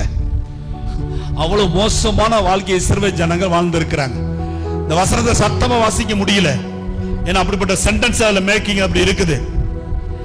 அந்த வசனத்தின் இறுதி பகுதியில் ஒரு வார்த்தை போடப்பட்டிருக்கு, ஜெபிக்கிற விசுவாசியே நல்லா கவனிச்சுக்கணும். ஆண்டவரிடத்துல என்ன செய்யறோமோ அது ஆண்டவர் ரிட்டர்ன் பண்ணிடுவார். இங்கே போடப்பட்டிருக்கிறது, அவர்கள் தங்கள் தப்பிதத்திற்கு தங்களுக்குள், சத்தமா சொல்லுங்க, சத்தமா சொல்லுங்க, அடையாமல் போகல, தப்பிதத்திற்கு தக்க பலன் வந்து சேரும். அறியாமல் செய்தால் மன்னிப்பார், அறிந்து செய்தால் தண்டிப்பார். அது என்னைக்கு வேணாலும் வந்து சேரும். நீங்க வராம ரட்சிக்கப்படாம இருந்ததா இந்த செய்திக்கு நீங்க தண்டனைக்கு தப்பித்துக் கொள்ளலாம். ஆனா உள்ள வந்து மாட்டிக்கிட்டீங்க. என்னது? உள்ள வந்து சேர்ந்துட்டோம். இங்க அறிஞ்சிட்டோம், சத்தியத்தை அறிஞ்சிட்டோம், காரியத்தை அறிஞ்சிட்டோம், என்ன செய்யக்கூடாது அறிஞ்சிட்டோம். இங்க இருந்து கொண்டு அதை செய்தால் தப்பிதத்திற்கு தகுதியான பலன் அடை உண்டு. சொல்லுங்க, சத்தமா சொல்லுங்க. நீங்க ரட்சிக்கப்படாம இருந்திருந்தா ஒருவேளை கர்த்தர் மன்னிச்சு பரலோகத்தை ஏற்றுக்கொள்ள வாய்ப்பு இருக்குது. ஆனா உள்ள வந்ததுக்கு அப்புறம் செய்த காரியத்தை கர்த்தர் மறந்து போக மாட்டார். நீங்க நினைக்கலாம், நல்லாத்தானே இருக்கிறேன், நல்லாத்தானே இருக்கிறேன், யாருக்கு தெரியாம செய்யற பாவத்துல இன்னைக்கு நல்லாத்தானே இருக்கிறேன், பாஸ்டுக்கு தெரியாது, எங்க அம்மாவுக்கு தெரியாது, நான் முன்னாடி வர்றேன், ஜெபம் பண்றேன், பைபிள் படிக்கிறேன், ஆனாலும் அந்த பாவத்தோட வாழ்ந்துட்டு இருக்கிறேன், அந்த பாவியை போல நான் இருந்து கொண்டிருக்கிறேன். இன்னும் இந்த சுவாபத்தில் என்னால் மாற முடியல. ஆனா நான் ஜெபத்துக்கு வர்றேன், நான் உபவாசிக்கிறேன், நான் பைபிள் படிக்கிறேன், நான் எல்லா ஊழியத்துக்கு போகிறேன், எல்லாம் கொடுக்கிறேன், ஆனாலும் அந்த பாவத்தோட இருக்கிறேன். கர்த்தர் சொல்ல, எல்லாம் ஓகேப்பா, இதற்கும் பலன் உண்டு, அதற்கும் பலன் உண்டு. என் ஆண்டவரிடத்துல பாவம் செய்து ஒருவரும் தப்பவே முடியாது. அது ஊழியக்காரனாக இருந்தாலும், ஊழியக்காரன் பிள்ளைகளாக இருந்தாலும், விசுவாசியா இருந்தாலும், தேவனுக்கு பக்கத்தில் நெருக்கமா இருந்தாலும், முகமுகமா தேவனை காண்கிற யாராக இருந்தாலும், தேவனுக்கு விரோதமாக பாவம் செய்து கொண்டு தேவனுடைய தண்டனையில் இருந்து தப்பித்துக் கொள்ளவே முடியாது. ஆமீன் வரான்னு தெரியும், நானே ஆமீன் சொல்றேன். ஆமீன். கர்த்தருடைய ஆசீர்வதிப்பார், கர்த்தருடைய உயர்த்த ஆமீன் அல்லேலூயா வரும். ஆனா இப்படி எல்லாம் சொன்னோம்னா, என்ன பாஸ் இப்படி சொல்றாரு, என்ன இப்படி எல்லாம் சொல்றதுக்கா இவ்வளவு தூரம் வந்தீங்க? இது என்னுடைய வார்த்தை கிடையாது, கர்த்தர் சொல்லி எழுதி கொண்டு வந்திருக்கேன், அவ்வளவுதான். தப்பிதத்துக்கு தக்க பலன். அவர்கள் ஊழியக்காரருடைய மகன், கர்த்தரால் தெரிந்து கொள்ளப்பட்ட ஊழியக்காரருடைய மகன் அபியூ, நாதாப், அவங்க ரெண்டு பேரும் என்ன பண்ணாங்களா? என்ன பண்ணாங்க? சத்தமா சொல்லுங்க. கொஞ்சம் எந்திரிச்சு போகிற, கொஞ்சம் ஸ்டாப் பண்ண, வெளியில கொஞ்சம் போகாதீங்க, கொஞ்சம் உட்கார்ந்து வசனத்தை கேளுங்கம்மா, கொஞ்சம் வசனத்தை கேளுங்க, கொஞ்ச நேரம். ஊழியக்காரர் தேவனால் தெரிந்து கொள்ளப்பட்ட ஆரோனின் பிள்ளைகள் நாதாப், அபியூ, தேவனுக்கு முன்பதாக எப்பொழுது நின்று ஊழியர் செய்கிறவர்கள். அவர்களுடைய பிள்ளைகள் அந்நிய அக்கினியை கர்த்தருடைய சமூகத்தில் கொண்டு வந்து, தேவன் அங்கீகரியாத அந்நிய அக்கினி. அந்நிய அக்கினி எப்படி அந்நிய அக்கினி ஆச்சு? அதுவும் நெருப்பு, இதுவும் நெருப்பு தானே பாஸ்டர்? எப்படி பாஸ்டர்? அந்நிய அக்கினி என்ன அர்த்தம்? இஸ்ரவேல் ஜனங்கள் வாழ்க்கையிலே ஆசரிப்பு கூட எரிந்த பலிபீடம், அந்த பலிபீடத்தை அவங்க அணையாம வச்சுட்டே இருந்தாங்க. அந்த அக்கினி எங்க இருந்து வந்துச்சுன்னா, கொஞ்சம் கவனிங்க, ஆண்டவர் சீனாய் மலையில அக்னியா இறங்கினார்ல, இன்னைக்கு சீனாய் மலை அந்த இடத்துல போய் பார்த்தீங்கன்னா தெரியும், அந்த மலை மட்டும் கருகி போயிருக்கும். நிறைய யூடியூப்ல பார்த்தீங்கன்னா தெரிஞ்சு தெரியும், அந்த மலை மட்டும் கருகி போயிருக்கும். அவ்வளவு அக்னி இறங்கின அந்த மோசே, இதான் வரலாற்று உண்மை, நான் சொல்றேன் கவனிங்க. அங்க இருந்து கொண்டு வந்த அக்னியை அந்த பலிபீடத்தில் எரிய வைத்தார். அதனாலதான் எங்க போனாலும் அது அணையாம பாதுகாத்து கொண்டு போயிட்டே இருந்தாங்க. சீனாய் மலையிலே கர்த்தருடைய சமூகத்திலிருந்து வந்ததன் அக்னியினாலே அவர்கள் பலியை வேக வைத்து, அந்த பலியின் மூலமாக தேவனுக்கு பரிசுத்தத்தோடு தேவனை துதித்து ஆராதித்துக் கொண்டு வந்தார்கள். ஆனா நாதாப், அபியூ அந்த அக்கினி வேண்டாம் என்று சொல்லி இவர்களாகவே நெருப்பை மூட்டி, இவர்களாகவே சொந்த விறகுகளை நெருப்பை மூட்டி, தானாகவே தன்னுடைய சுயத்தினாலே அக்கினி ஒன்றை உண்டாக்கினார்கள். உண்டாக்கின உடனே கர்த்தருடைய கோபம் அவர்கள் மேல் மூண்டது. அக்கினி இருந்த இடத்திலேயே கர்த்தர் அடித்தார். தப்பிதத்துக்கு தக்க பலனை அடைந்து அங்கேயே அவர்கள் செத்து போனார்கள். டைமே கொடுக்கிற கர்த்தர் அன்றும் அப்படித்தான், இன்றும் அப்படித்தான், என்றும் அப்படித்தான். ஹல்லேலூயா. அதெல்லாம் பழைய ஏற்பாடு பாஸ்டர், இதெல்லாம் கிருபை நாட்கள். கர்த்தர் அப்படிலாம் அழிச்சிட மாட்டாரு, கர்த்தர் அப்படிலாம் கொன்ற மாட்டாரு, அப்படிலாம் கிடையாது. தேவன் நேற்றும் இன்றும் என்றும் மாறாதவர். தேவனிடத்துல பயபக்தியா இருங்க. நம்ம ஆண்டவர் தானே, நம்ம அப்பா தானே, அலட்சியம் இருந்து விடக் கூடாது. தேவ சமூகத்தில் இருக்கும் பொழுது ஜெபிக்கிற தேவனுடைய பிள்ளைகளை ரொம்ப கவனமா இருக்கணும். ஏன்னா நீங்க தான் கர்த்தரிடத்திலிருந்து பலனை பெறுவதற்கு முன்குறிக்கப்பட்டவர்கள். தேவன் கொடுக்கிற பலனை அனுபவிக்க தேவனால் தெரிந்து கொள்ளப்பட்ட தேவனுடைய பிள்ளைகளை கர்த்தர் உங்களை பார்த்து சொல்லுகிறார், உங்கள் தப்பிதத்தை தக்க பலன் நீங்க அடைஞ்சிடக்கூடாது. ஆகவே நீங்கள் மனம் திரும்பு, அந்த பாவத்தை விட்டுருப்பா. அவர்கள் மோசேக்கு விரோதமா பேசினார்கள். சின்ன பாவம் தாங்க. அவ்வளவு பெரிய தீர்க்கதரிசி மிரியாம், ஆரோன், அவ்வளவு பெரிய தீர்க்கதரிசி. கவனிங்க, மோசேக்கு விரோதமா பேசினாங்க. மோசே கொண்டு மாத்திரம் தான் கர்த்தர் பேசுவாரா? ஏன் எங்களை கொண்டு பேச மாட்டாரா? எங்களுக்கு அந்த பைபிள் நாலேஜ் இல்லையா? எங்களுக்கு அந்த ஞானம் இல்லையா? நாங்களும் சபை நடத்துவோம், நாங்களும் ஒரு கூட்டத்தை சேர்த்துக் கொள்வோம், எங்க மூலமா கர்த்தர் பேசுவா.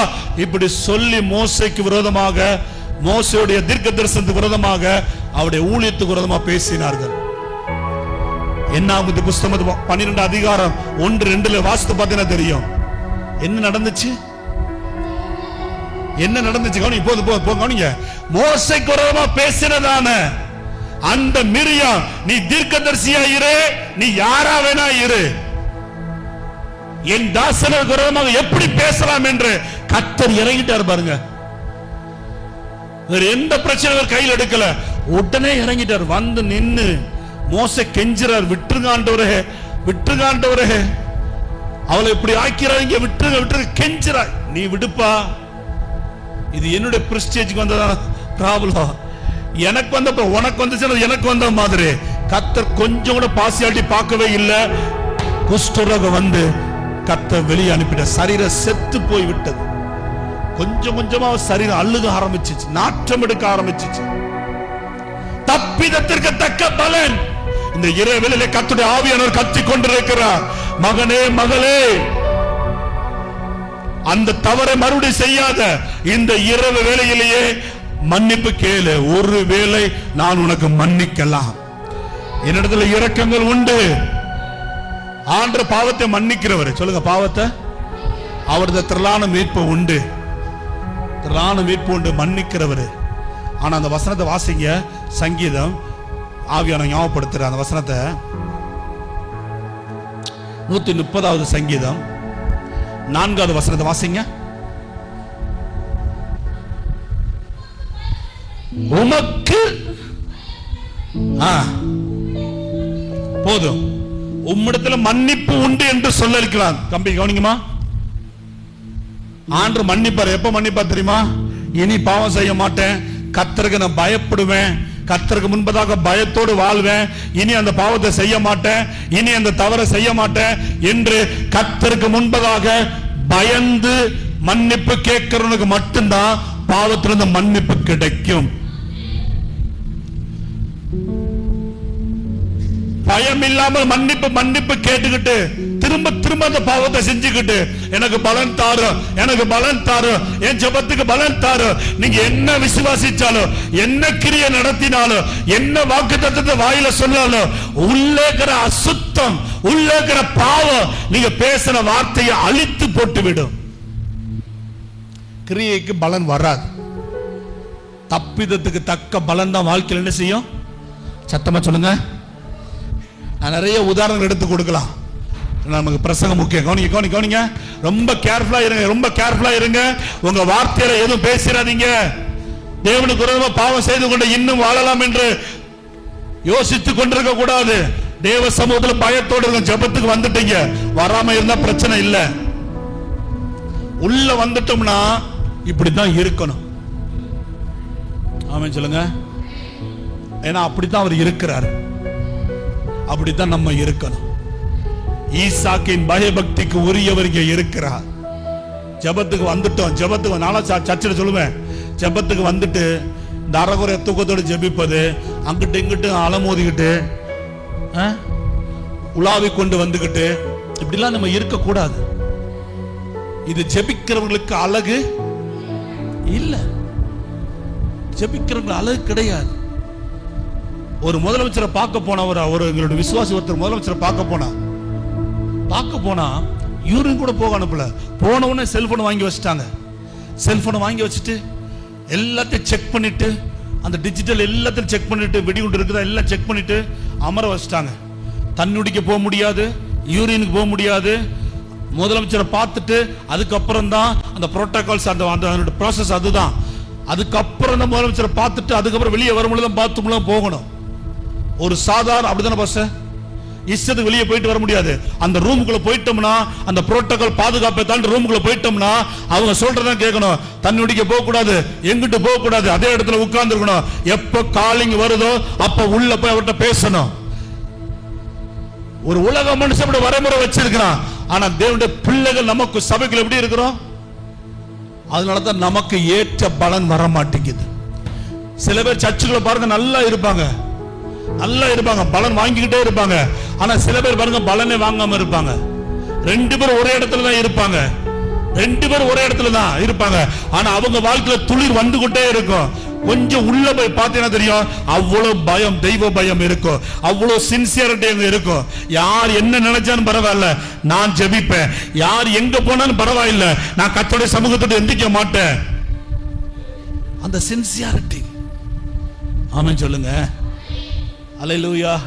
உங்களை தவறா சொல்லல, கொஞ்சம் கர்த்தரை எதிர்பார்க்கிறது ஆவியில உணர்ந்ததுனால நான் சொல்றேன். ஆவியான சொல்றாரு, எப்பா கொஞ்சம் கூட பிசறு ஏற்பட்டாத, கொஞ்சம் கூட இருதயத்தில் பிசருக்கு ஒப்பு கொடுத்துறாத. நீ பலனை பெறுவதற்கு நான் தெரிந்து கொண்ட பாத்திரம் சீயோன். தேவனிடத்தில் பயபக்தி உள்ளவர்களாக இருங்கள், அப்பொழுது பலன் உங்க வாழ்க்கையில கடந்து வரும்.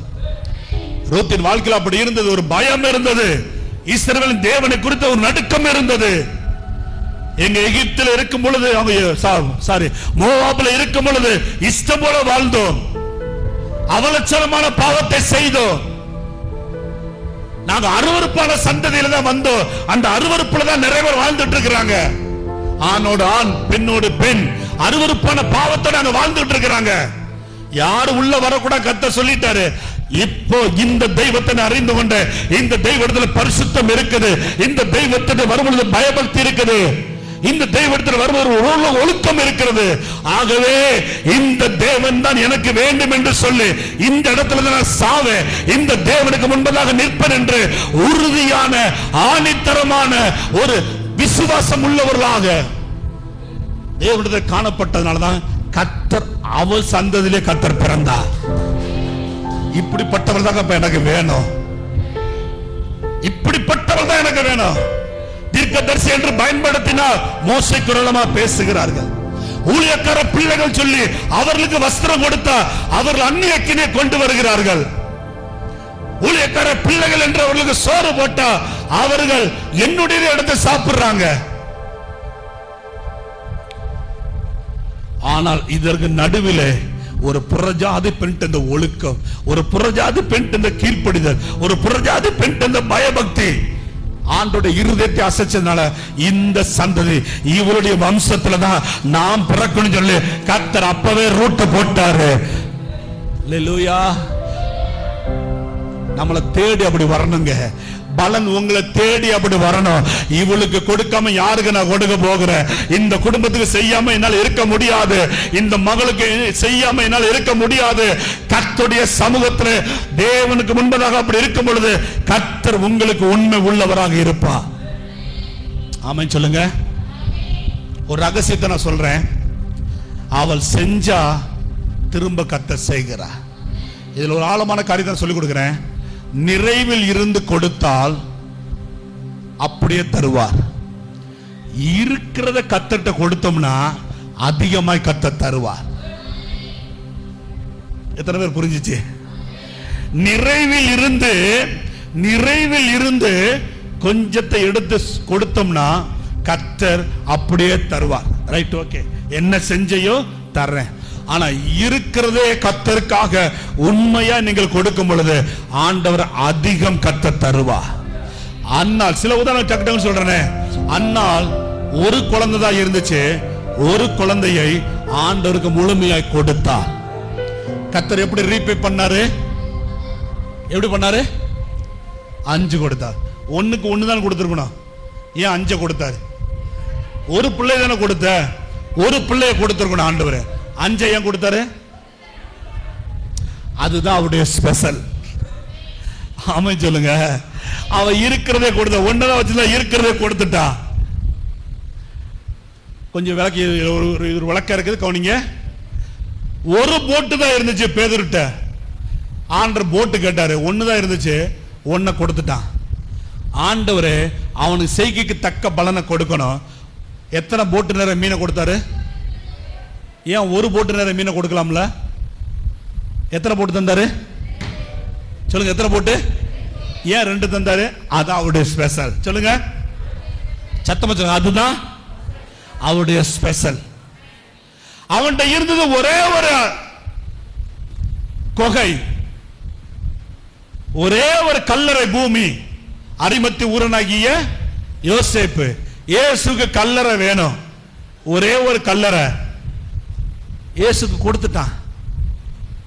ஒரே ஒரு கல்லறை இயேசுக்கு கொடுத்துட்டான். ஏசப்பா எப்பவுமே கொடுத்தா திரும்ப என்ன செஞ்சிருவாரு? ஏன்னா ஆண்டருக்கு யாருக்கு கடனாளியா இருக்க மாட்டார். திரும்ப கொடுத்துட்டார். பாஸ்டர் ஒரு கல்லறை தானே கொடுத்தாரு, எப்படி பாஸ்டர் அது அதிகமா கொடுத்தாரு, எப்படி பாஸ்டர் சொல்றீங்க? கவனிங்க, இந்த கல்லறை எனக்கு வேண்டாம், இதுல 3ஆம் நாள் உயிர் தெழுந்து மறுபடியும் கல்லறையை கொடுத்து, எனக்கு கல்லறையை வேண்டாம் கொடுத்துட்டார். கவனிங்க கவனிங்க கவனிங்க. அவன் மட்டும் பயன்படுத்தி இருந்தால் கடைசி வரை அவன் குடும்பம், அவன் சொந்த பந்தம் மட்டும்தான் அந்த கல்லறைக்கு வருஷம் வருஷம் போய் நின்றுக்கும். ஆனா கர்த்தருக்காக இருக்கிறதே கொடுத்ததுனால இன்னைக்கு உலகத்தில் இருக்கிற எல்லாரும் விரும்பி போகிற ஒரு இடமாக கர்த்தர் அதை அதிகமாக மாற்றி விட்டார். ஆமென் சொல்லுங்க. நல்லா புரிஞ்சுக்கணும். எதையாவது ஆண்டவர் செஞ்சா போதும், ஏதாவது கொடுத்தா போதும், ஏதாவது செஞ்சா போதும், அப்படி செய்யாதீங்க. உங்கள்கிட்ட இருக்கிறதுல பெஸ்ட் செய்யுங்க, பெஸ்ட் கொடுங்க, பெஸ்ட் செஞ்சு பாருங்க. ஜெபிக்கணும், அவ்வளவுதானே பாஸ்டர். ஒரு நேரம் ஜெபிக்கணும். ஏதாவது ஒரு 22 மணி நேரத்துல ரொம்ப போர் அடிக்கிற ஒரு நேரம் இருக்குது, அந்த நேரம் ஜெபம் பண்ணா போதும் இல்ல. அந்த நேரம் எந்த நேரம்? கடைசி கடையை சாத்துற நேரம். பெட்ஷீட்லாம் போட்டுட்டு படுக்கையில உட்கார்ந்துட்டு ஆண்டவரே சோத்திரம், இந்த நாளுக்காக சோத்திரம், ஜெபிக்க சொன்னாங்கல்ல, ஜெபம் பண்றேன். எதையா ஜெபம் பண்ணணும், ஆண்டவருக்கு நன்றி செலுத்தணும். அப்படின்னு சொல்லி ஜெபிக்கிறவங்களுக்கு இந்த பலன்லாம் வராது. அந்த நாளிலே ஸ்பெஷல் நேரம், ரொம்ப விரும்பி நீங்க தூங்குகிற நேரம், அது ஸ்பெஷலா கர்த்தருக்கு கொடுக்க பழகுங்க. யார்கிட்ட கர்த்தர் சொல்றார், நீ அதிகாலை ஜெபத்தை ஏற்படுத்த ஆரம்பி, உன் வாழ்க்கையில நான் பலன் தருவேன். நீ ரொம்ப தூங்கிக்கிட்டு இருக்கப்பா, உன் ஜெபமே தூக்கத்துல தான் போய்கிட்டு இருக்குது. தூங்குற நேரம் தான் உன் ஜெபமா இருக்குது. இன்றைக்கு உன் வாழ்க்கையில் இருக்கிற நீ ரொம்ப விரும்பி தூங்குற நேரத்தை ஒதுக்கி என் சமூகத்தில் உட்கார்ந்து நீ ஜெபிக்க ஆரம்பி, விசுவாசிக்க ஆரம்பி, அதுல கிரிய செய்ய ஆரம்பி. அந்த ஸ்பெஷல் நீ கொடுத்தபடினாலே உனக்கு நான் ஸ்பெஷலான ஒரு பலனை நான் கொடுக்க போகிறேன். அது யாராலையும் தடுக்க முடியாது. அல்லேலூயா, அல்லேலூயா. காணிக்க கொடுக்கணும், அவ்வளவுதானே. என்கிட்ட இருக்கிற லாஸ்டா இருக்கிறது என்ன, அதை கொடுக்கிறேன், அவ்வளவுதான். எதையோ என்னால முடிஞ்சதை கொஞ்சம் உருவிட்டு நான் கொடுக்கிறேன். அப்படி கொடுத்தால் கர்த்தர் அதிகமான பலனை கொடுக்க மாட்டார், பலனே வராது. 2 பேர் போறாங்க, ஒருத்தன் காணிக்க கர்த்தர் ஏற்றுக்கொள்றார், ஒருத்தன் காணிக்க கர்த்தர் ஏற்றுக்கொள்ளல. காணிக்க தானே வாங்கிக்கிட்டு ஆசீர்வதிக்க வேண்டியதானே. ஏன்? ஆபேல் கொடுத்தது கர்த்தருக்கு சிறந்தது, உச்சிதமானது, மேன்மையானது. அவன் வாழ்க்கைக்கு அது பிரயோஜனமா இருக்கும். ஆனா அதை எடுத்து கர்த்தருக்கு கொடுக்கிறான். ஆனா காயினு தனக்கெல்லாம் யூஸ் பண்ணிட்டு, தனக்கெல்லாம் பெஸ்டா செலவழிச்சிட்டு, ஒஸ்ட் எதையோ கர்த்தர் கொடுக்கணும், சிலவற்றை எடுத்துக்கொண்டு, அந்த இடத்துல அழகா போட்டிருக்குது, சிலதை எடுத்து கர்த்தருக்கு காய்கறி கொண்டு வந்து கொடுக்கிறான். கர்த்தரோ அவனையும் அவன் காணிக்கையும் அங்கீகரிக்கவில்லை. ஏன் சில பேரை நம்பி கர்த்தர் பலன் தர மாட்டேங்காரு? கவனிங்க தம்பி, உன் கொடுப்புற முறை சரியில்லை. நான் பணத்தை மட்டும் சொல்லல, தேவனுக்கு கொடுக்கிற முறை சரியில்லை, கொடுக்கிற நேரம் சரியில்லை, கொடுக்கிற மெத்தடு சரியில்லை, கொடுக்கிற ஃபார்முலா சரியில்லை. ஆண்டவர் பெஸ்ட் எதிர்பார்க்கிறாரு, நீயோ ஒஸ்டானதை கொடுக்கிற. அதனால தான் இன்னைக்கு வரைக்கும் உங்க வாழ்க்கையில ஒஸ்டான பலனே பாக்குறீங்க. நிறைய பேர் கூட்டு கேட்டு பிறகு எப்படி இருக்கிறீங்க? வெந்த கஞ்சியை சாப்பிட்டு விதி வந்தா சாகலான்னு வாழ்க்கை ஓடிக்கிட்டு இருக்கு. அப்படிதான் ஓடுது வாழ்க்கை, வெறுத்து போகுது. விசுவாசி நிறைய பேர் வாழ விருப்பம் இல்ல. எப்ப ஆண்டவர் வருவாரு, எப்ப பரலோகம் போவேன், எப்ப நான் சாவேன், இப்படித்தான் நிறைய பேர் சொல்றாங்க. நான் தப்புன்னு சொல்லல நினைக்கிறேன், அந்த வார்த்தை தப்பு கிடையாது, கரெக்ட் தான். நீ ஆண்டவருக்கு என்ன சாதிச்சிட்டீங்க, பரலோகம் விரும்புறீங்க? ஆமாவா இல்லையா? எத்தனை பேர் இந்த வார்த்தை சொல்லியிருப்பீங்க?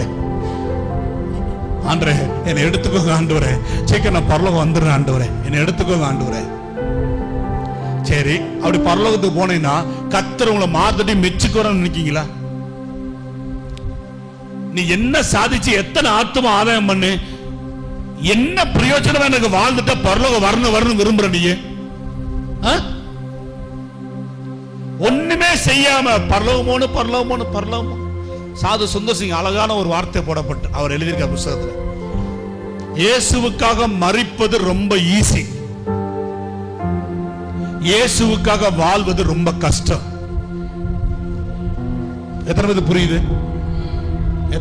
இயேசுவுக்காக மரிப்பது ரொம்ப ஈஸி. கழுத்துறது டடக்கு செத்துலாம். யாரா கழுத்துறது இயேசு மறுதலை இல்ல முடியாது, சிலக்கு செத்துலாம். ஆனா இயேசுவுக்காக வாழ்வது என்பது அனுதினம் சாவதற்கு அடையாளம். அனுதினம் செத்தாத்தான் வாழ முடியும். கவனிங்க, கர்த்தருக்காக ஏதாவது செய்யுங்க, பெஸ்டா செய்யுங்கப்பா, பெஸ்டா செய்யுங்க, பெஸ்டான நேரத்தை கொடுங்க, பெஸ்டா ஊழியம் பண்ணுங்க, பெஸ்டான விசுவாசத்தை காண்பீங்க, பெஸ்டான விசுவாசியா இருங்க.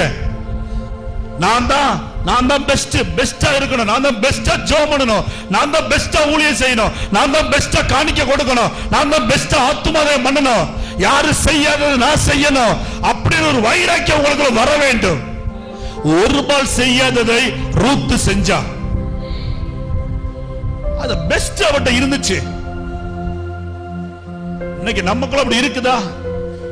அவங்களை காட்டில அதிகமான ஜெபம் பண்ணணும், அவங்களை காட்டில அதிகமான பரிசுத்தமா வாழணும், அவர்களை காட்டில அதிகமாக பாவத்தை எதிர்த்து ஜெயிக்கணும், அவர்களை காட்டில அதிகமாக ஊழியம் செய்யணும், அவர்களை காட்டில அதிகமாக கர்த்தருக்காக கொடுக்கணும், அவர்களை காட்டில அதிகமாக மிஷனரிகளுக்காக பாரப்பட்டு அழுகணும். தி பெஸ்ட் ஆண்டவருக்கு தேவை, தி பெஸ்ட் ஆண்டவருக்கு தேவை இல்லை, தேவையில்லை, தி தான் ஆண்டவருக்கு தேவை. ஆமென் சொல்லுங்க. One of the things ஆண்டவருக்கு தேவையில்லை, தி பெஸ்ட் ஆண்டவருக்கு தேவை. அல்லேலூயா, அல்லேலூயா. எல்லாரும் சொல்ற சாக்கு போக்க நீங்க சொல்லி பழகாதீங்க. என் பலவீனம் எனக்கு தான் தெரியும் பாஸ்டர், என் பிரச்சனை எனக்கு தான் தெரியும், நீங்க ஈஸியா சொல்லிட்டு போயிருவீங்க.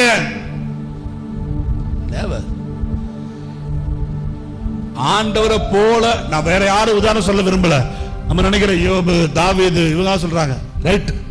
இயேசுவை போல பாடுபட்டவர்கள் இந்த பூமியில யாரும் கிடையாது, இயேசுவை போல கஷ்டப்பட்டவங்க யாரும் கிடையாது. நம்மை போல மனுஷனா வந்தவர் இயேசுநாதர், அவரை போல பாடுபட்டு கஷ்டப்பட்டது இந்த பூமியில யாருமே கிடையாது. அவரை போல அழுதது யாரும் கிடையாது, அவரை போல நிராகரிக்கப்பட்டது யாரும் கிடையாது, அவரை போல அவமானப்படுத்தப்பட்டது யாரும் கிடையாது, அவரை போல நிர்வாணியா செத்தது யாரும் கிடையாது, அவரை போல சொந்த பந்தங்கள் ஒதுக்கப்பட்டது யாரும் கிடையாது, அவரை போல கொல்ல ரெடி பண்ண அந்த கொலையாளி கூட்டத்தின் நடுவில் இருந்தது யாரும் கிடையாது. அப்பேற்பட்ட இயேசுவே சிறந்ததை பிதாவுக்கு கொடுக்க பழகினார். அசந்து தூங்கலாம், அதிகாலையில் 3 மணிக்கு எந்திரிச்சு ஜெபிச்சார். இயேசு கிறிஸ்து ஒரு நாளைக்கு 4 மணி நேரம் ஜெபிப்பாராம். அதிகாலை 3 மணிக்கு எந்திப்பாராம். ஒரு நாளைக்கு 30 கிலோமீட்டர் நடப்பாராம். இயேசுநாதர் வாழ்க்கையை குறித்து சொல்லப்பட்டிருக்கிறது. அப்படி யாராவது நடந்திருக்கீங்களா? ஒரு நாளைக்கு 30 கிலோமீட்டர் நடந்து அசந்து தூங்கி அதிகாலை 3 மணிக்கு எழுந்து 4 மணி நேரம் ஜெபம் பண்ணி அப்படியே அடுத்த செகண்ட் ஊழியத்துக்கு வந்து அப்படியே ஊழியத்துக்கு நடந்து அடுத்து உட்கார்ந்து தூங்கி அடுத்து உடனே எந்திரிச்சு இப்படி ஜெபிச்ச அனுபவம் யாருக்கா இருக்குதா? கொஞ்சம் லேட் ஆயிட்டா கூட அதிகாலை ஜெபம் கட்டாயிரும், கொஞ்சம் சரீரம் பலவீனமானா கூட அதிகாலை ஜெபம் கட்டாயிரும், பைபிள் படிக்கிற கட்டாயிரும். தி பெஸ்ட் ஆண்டவருக்கு கொடுக்க பழகினால்தான் உங்க வாழ்க்கையில நிறைவான சிறந்த பலன் வரும். ஆவியானவரோட பேசிக்கிட்டு இருக்காரு, நீ எதையோ கொடுக்கிறப்பா என்னால ஏற்றுக்கொள்ளவே முடியல. சீமோன் வீட்டுக்கு ஆண்டவர் போன, ஆண்டவர் வர வச்சான். கவனிங்க, ஆண்டவர் வர வச்சான், ஆண்டருக்கு சீட்டு கொடுத்தான், ஆண்டருக்கு எல்லாம் ரெடி பண்ணா. ஆண்டவர் அதுல விருப்பப்பட்டாரா? ஆண்டவர் அதுல விருப்பப்பட்டாரா? இல்ல. ஆண்டவர் அந்த கூட்டத்தின் நடுவிலே ஒரு பாவியான ஸ்திரீ உள்ள நுழைகிறா. அவ உள்ள வந்தது யாரும் பார்க்கல. ஆனா பக்கத்தில் இருக்கிறத பார்த்துட்டாங்க. ஆண்டவர் பாதத்தை கண்ணீரால நனைத்து தன்னுடைய முடிகளினால் அவர் பாதத்தை கழுவி துடைத்து அழுது கொண்டே இருக்கிறார். அழுகிறாள் துடைக்கிறாள், அழுகிறாள் துடைக்கிறாள், அழுகிறாள் துடைக்கிறாள், முத்தம் கொடுக்கிறாள், அழுகிறாள் துடைக்கிறாள், முத்தம் கொடுக்கிறாள், அழுகிறாள். இது திரும்ப திரும்ப நடக்குது பாருங்க, திரும்ப திரும்ப நடக்குது. சிம்சோன் செய்ய தவறினதை அந்த பாவியான ஸ்திரீ செய்தார். அதனாலதான் ஆண்டவரே இந்த சுவிசேஷம் எங்கெல்லாம் சொல்லப்படுகிறதோ அங்கெல்லாம் இவள் செய்தது சொல்லப்படும். அங்க ஒரு அங்கீகாரத்தை கர்த்தர் கொடுக்கிறார். ஆண்டவருக்கு நீங்க என்ன செஞ்சீங்களோ அதை அப்படியே ரிட்டர்ன் பண்ணிடுவார். நீங்க ஒஸ்டான நேரத்தை கர்த்தர் கொடுத்தீங்கன்னா நீங்க ஒஸ்டான நேரத்துல தான் கர்த்தர் உங்களுக்கு பலன் கொடுப்பார். நீங்க ஒஸ்டானதை கொடுத்தா ஒஸ்டானதை திரும்ப வரும். Glory to God. பெஸ்டானதை கொடுக்க கர்த்தர் கிருபை தருவாராக. ஆமென் சொல்லுங்க. நிறைவான பலனை கர்த்தர் தருவார். இரண்டாவது பலன் சுருக்கமா சொல்லி முடிக்கிறேன், கவனிங்க. அடுத்த ஜெபத்துக்குள்ளதான் போகும். எசேக்கியேல் 36வது அதிகாரம் 30வது வசனம் வாசிங்க. எசேக்கியேல் 36:30 வாசிங்க. சீக்கிரம். எசேக்கியேல் 36:30.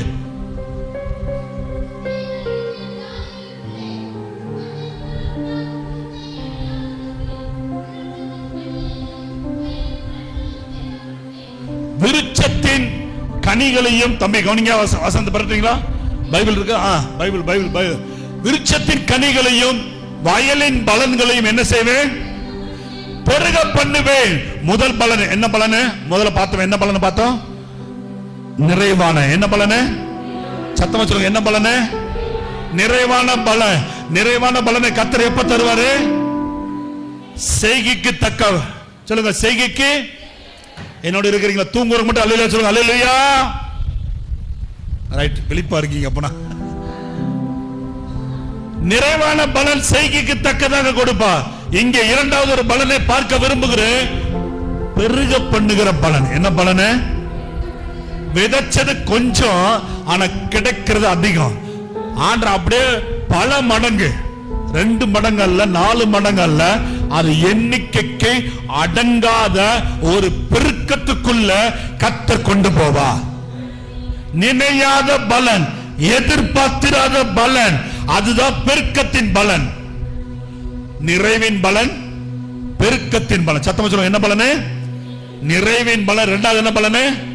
திரும்ப சொல்லுங்க. நிறைவின் பலன் செய்கைக்கு தக்கதாக. பெருக்கத்தின் பலன், பெருக்கத்தின் பலன், நினையாத பலன். ஆமென்.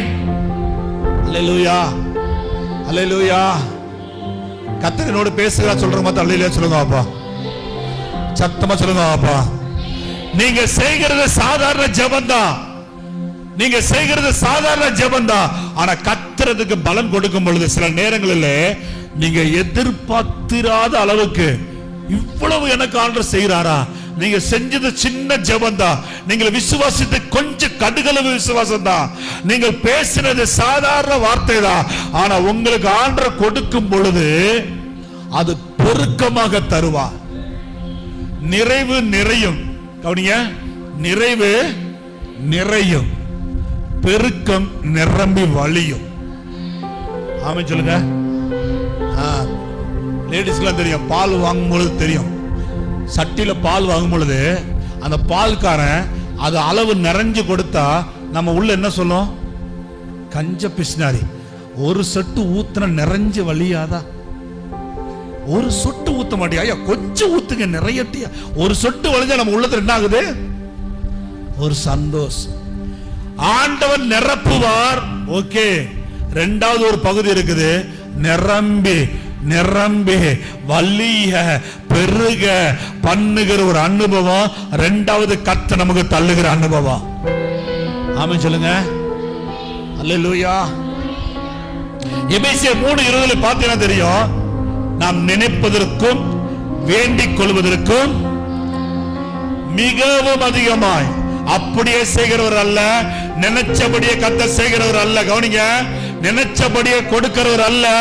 அடுத்த ஆண்டோட இன்னொரு பக்கத்தை அறிந்து கொள்ளுங்க. நீங்க நினைச்சது கொஞ்சம் தான், நீங்க ஜெபிச்சது கொஞ்சம் தான், அழுதது கொஞ்சம் தான், நீங்க விசுவாசித்தது கொஞ்சம் தான், நீங்க கிரியை செய்தது கொஞ்சம் தான். ஆனா கர்த்தர் உங்களை ஏதோ ஒரு விதத்துல ஸ்பெஷலா பார்த்துட்டாரு, ஏதோ விதத்துல உங்களை நம்ப ஆரம்பிச்சிட்டாரு. ஆகவே கர்த்தர் சொல்றாரு, எப்பா உன் வாழ்க்கையில் நிரப்பினா மட்டும் போதாது, நான் நிரம்பி வழியை செய்ய போகிறேன். மிகவும் அதிகமா நான் செய்யவே, மிகவும் அதிகமா நான் செய்வேன். அல்லேலூயா. ஆண்டோடைய இருதயத்தை கொஞ்சம் அப்படியே பார்த்துட்டே வாங்க. எப்படிலாம் நம்மளை ஆசீர்வதிக்கிறார் பாருங்க. அவன் பெயர் சப்பானி. அவன் பெயர் சப்பானி. பிறந்ததிலிருந்து 40 வருஷமாக தேவாலயத்தின் வாசலண்டையிலே அவன் பிச்சை கேட்டுக் கொண்டிருக்கிறான். அப்போஸ்தலர் 3:1-8 வரைக்கும் வாசித்து பார்த்தா தெரியும். அவனுடைய வயது என்ன? 40க்கும் அதிகம் என்று போடப்பட்டிருக்குது. நம்ம 40 எடுத்துக்கொள்வோம். பிறந்ததிலிருந்து சப்பானியா இருக்கிற ஒரு மனிதன். கவனிக்கமா, அவனுடைய ஜெபம் என்னவாக இருந்திருக்கும்? ஒவ்வொரு முறையும் அவனை தூக்கிட்டு வரும் பொழுது அவனுடைய விண்ணப்பம் என்னவாக இருந்திருக்கும் சொல்லுங்க. அவன் ஒரு யூதன், அது தெரியுமா உங்களுக்கு? சப்பான் யாரு? ஏன்னா அவன் சுகமான பிறகு எங்க போகிறான்? யூதன் இல்லாத உள்ள என்ன செய்ய முடியாது, போக முடியாது. அப்ப அவன் யூதனா இருக்கிறான். அப்ப அவனுக்கு ஜெபிக்க தெரியும். கவனிங்கம்மா, அவனுக்கு ஜெபிக்க தெரியும். அவன் ஒவ்வொரு முறையும் சர்ச்சுக்கு வரும் பொழுது என்ன நினைச்சிருப்பான்? வாசலண்டையில கொண்டு வைப்பாங்க 4 பேரு. அவன் சின்ன ஜெபம், இன்னைக்கு ஐயா சாமி ஏதாவது போடுங்க அப்படி நான் கேட்கும் பொழுது எவனும் மறுப்பு தெரிவிக்காம எனக்கு பிச்சை போடணும். என்ன போடணும்? எனக்கு பிச்சை போடணும். யாரு மறுப்பு தெரிவிக்காம எனக்கு பிச்சை போடணும். நான் யார்ட்டெல்லாம் கேட்கிறேனோ அவங்கள எனக்கு பிச்சை போடணும். ஏசப்பா, யெகோவா தெய்வமே. அது ஜெபம் வெறும் பிச்சைக்காக ஜெபித்த ஜெபம். அவன் ஒரு நாள் அற்புதத்துக்காக ஜெபிக்கவே இல்லை. எப்படி தெரியும் எனக்கு? அந்த பேதுரு, அந்த யோவான், அந்த பேதுரு யோவான் அங்க வந்து நிக்கிறாங்க. அவங்கிட்ட அற்புதத்துக்காக ஜெபிக்கல. அவங்களை பார்த்து என்ன கேட்கிறான்? பிச்சை கேட்கிறான். பிச்சை கேட்கிறான். அவன் கேட்கிற பிச்சை சின்ன ஜெபம் தான். பிச்சை கொடுத்தா போதும் எனக்கு, அவ்வளவுதான். ஏதோ பார்த்து கொடுத்தா போதும். ஆனா என் ஆண்டவர் செய்தது என்ன? கால்களும் கரடுகளும் பலன் கொண்டு அவன் எழுந்து நிற்க பண்ணினா. அதோட நிப்பாடிச்சா? அதோட நின்னுச்சா? ஆமா, 6வது வசனம் போட்டிருக்கு. 6:8 பாத்தீங்கன்னா தெரியும். அவன் குதித்து எழுந்து நடந்து குதித்து குதித்து நடந்து நடந்து குதித்து தேவாலயத்துக்குள்ள உள்ளே பிரவேசிக்க ஆரம்பிக்கிறான். ஏனென்றால் அவன் ஒரு நாளும் இப்படி குதிக்க வேண்டும் என்று ஜெபித்தது கிடையாது, இப்படி நடக்க வேண்டும் என்று ஜெபித்தது கிடையாது. அவன் ஜெபம் எல்லாம் ஒரு பிச்சை கிடைச்சா போதும், அன்றாடு பொழப்பு ஓடுனா போதும், இன்னைக்கு நான் வெட்கப்படாம வீட்டுக்கு ஏதாவது கிடைச்சா போதும் என்று அவன் வேண்டிக் கொண்டு வந்தவனுக்கு கர்த்தர் நினைப்பதற்கு வேண்டிக் கொண்டதற்கு அதிகமாய் செய்தவன் பெருக்கத்தின் பலனை அவனுக்கு கொடுத்தபடினால அவனால தாங்க முடியல. எழுந்து நிக்கிறான், குதிக்கிறான், நடக்கிறான், ஓடுறான், குத்துறான், நடக்கிறான். அவன் இருதயம் பொங்கி வழியுது. ஆமென் சொல்லுங்க. அவன் வாழ்க்கையில் அற்புதம் பொங்கி வழிஞ்சிச்சு. அதனால இருதயம் என்ன பண்ணுச்சு சொல்லுங்க? கொஞ்சம் டயர்டான மாதிரி இருக்குது. எனக்கு இப்பதான் பிரசங்கம் அதிகமா பண்ணணும் ஆசை வருது. ஆவியால பேசிக்கிட்டு அல்லேலூயா அல்லேலூயா.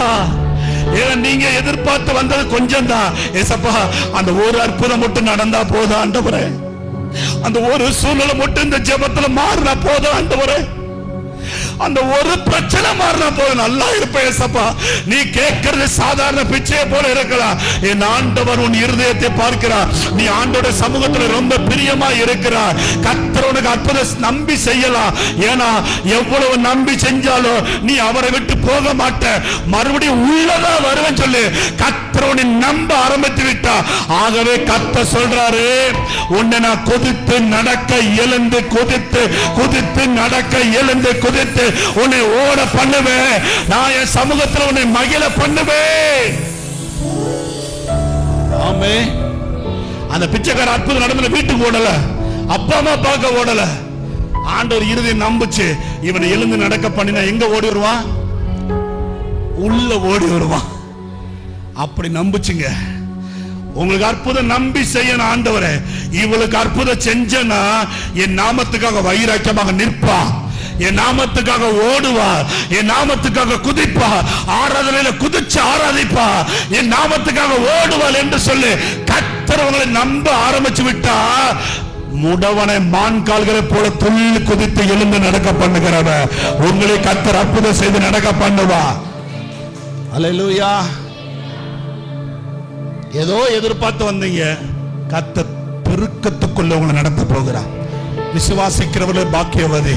இந்த மாத கர்த்தர் சொல்றது செய்யற போற ஆண்டவர், இது நடக்கலைன்னா என்கிட்ட கேளுங்க. அல்லேலூயா. இது நடக்கலைன்னா பாஸ்டர் மூலம் என்கிட்ட கால் பண்ணுங்க. நிச்சயம் நடந்தே ஆகும். 100%. ஒருவருக்கு ஆண்டவர் மறுப்பு தெரிவிக்கல. ஆண்டவரே நீர் நம்புகிற ஆளாக நான் இருக்க வேண்டும். ஆண்டவரே ரூத்தினிடத்தில் எதிர்பார்த்தது வைராக்கியம், இங்கே ஆண்டவர் எதிர்பார்ப்பது ஒரு நம்பிக்கை. ஆமே. அவன் பெயர் சகையு. கவனிங்க, சகையு. அவன் குள்ளமானவன். அவனுக்குள்ள ஒரே ஒரு ஆசை. என்ன ஆசை? இயேசுவை ஒரு முறையாக நான் பாத்துறணும்.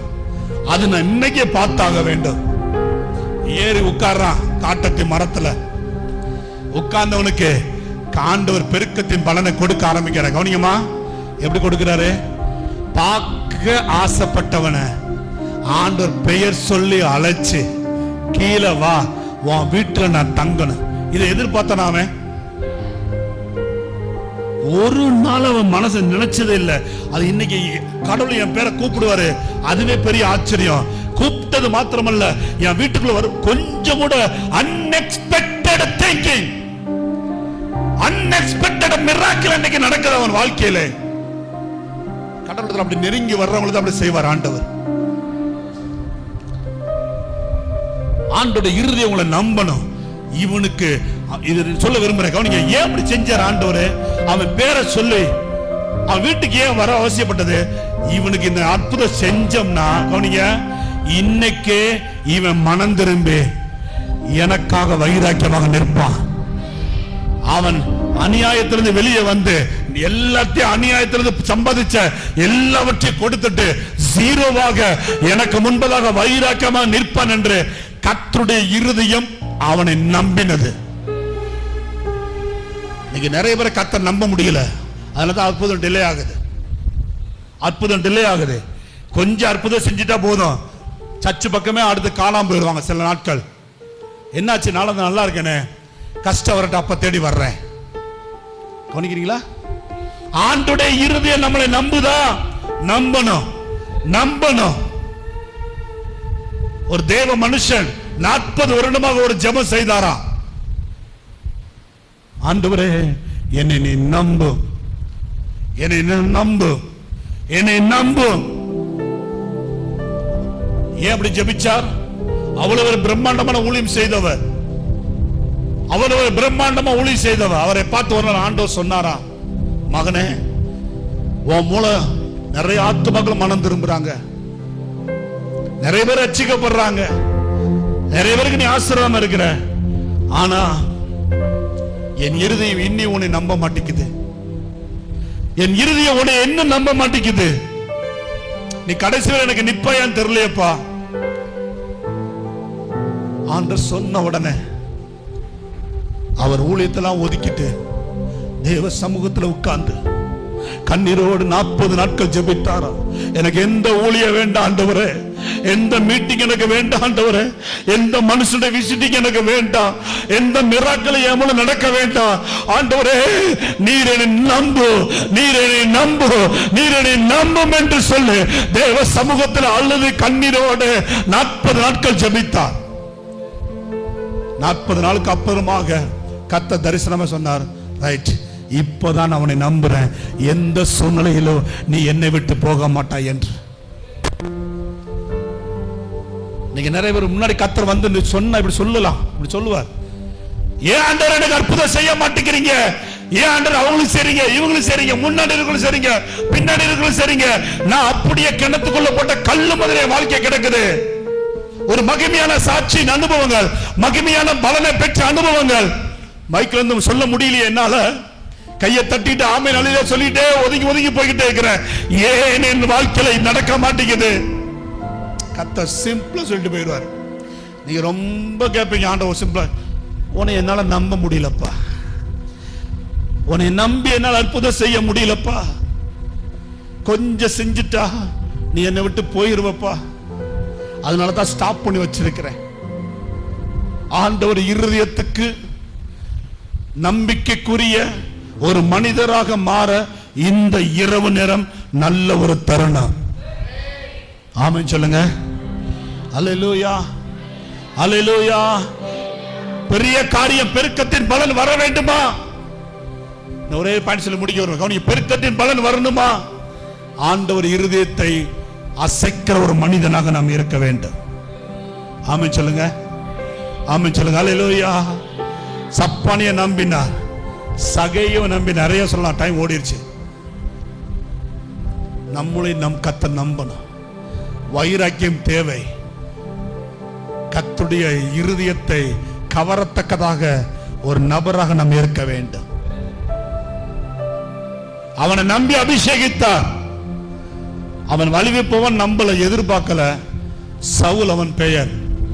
நம்பினார். தான் நெருக்கத்தின் சூழ்நிலையிலே கர்த்தரை விட்டு குறி சொல்லுற இடத்துக்கு ஓடிட்டான். ஆனா இவனையும் கர்த்தர் அபிஷேகித்தார். அவன் பெயர் தாவீது. எல்லாரும் கல்லெறிகிற ஒரு சூழ்நிலை வந்தது. எல்லாரும் கொல்லணும்னு நினைக்கிறாங்க.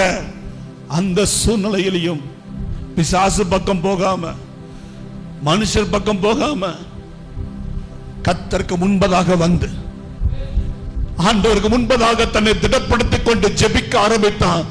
ஆண்டவரை என்ன நடந்தாலும் பரவாயில்ல, நான் உம்மை விட மாட்டேன். என்ன நெருக்க வந்தாலும் உம்மை விட மாட்டேன். ஆண்டவர் பார்த்தாரு, அவனை நம்பினேன், அவன் துரோகியா மாறிட்டான், உன்னை நம்புறப்பா. அதனாலதான் கர்த்தர் யாருக்கு சொல்லாத வார்த்தைய தாவீதை பார்த்து சொன்னாரு. இவன் என் இருதயத்துக்கு, சத்தமா சொல்லுங்க, இவன் என் இருதயத்துக்கு. சும்மால கர்த்தர் சொல்ல மாட்டாரு, சும்மால கர்த்தர் சொல்ல மாட்டாரு. ஆபிரகாம் பார்த்து சொன்னாரா? ஈசாக்கை பார்த்து சொன்னாரா? யாக்கோபை பார்த்து சொன்னாரா? மோசேயை பார்த்து கர்த்தர் சொன்னாரா? தாவீதை பார்த்து மட்டும் இருதயத்துக்கு ஏற்றவன் என்று சொல்ல அவசியம் என்ன?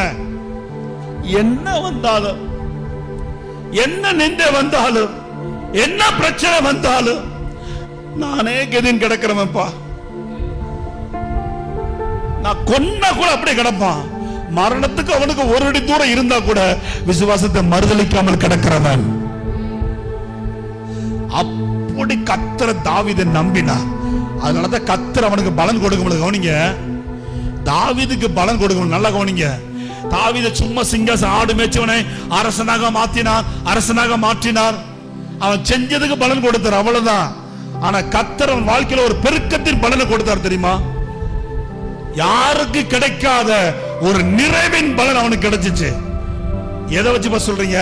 அவனுக்கு அப்புறமாக வந்த ஒவ்வொரு ராஜாக்களை கர்த்தர் ஆசீர்வதிக்கும் பொழுது நல்லா புரிஞ்சுக்கோங்க, தாவீது என்ற ஒரு அடிஸ்கலை கர்த்தர் பயன்படுத்தினார்.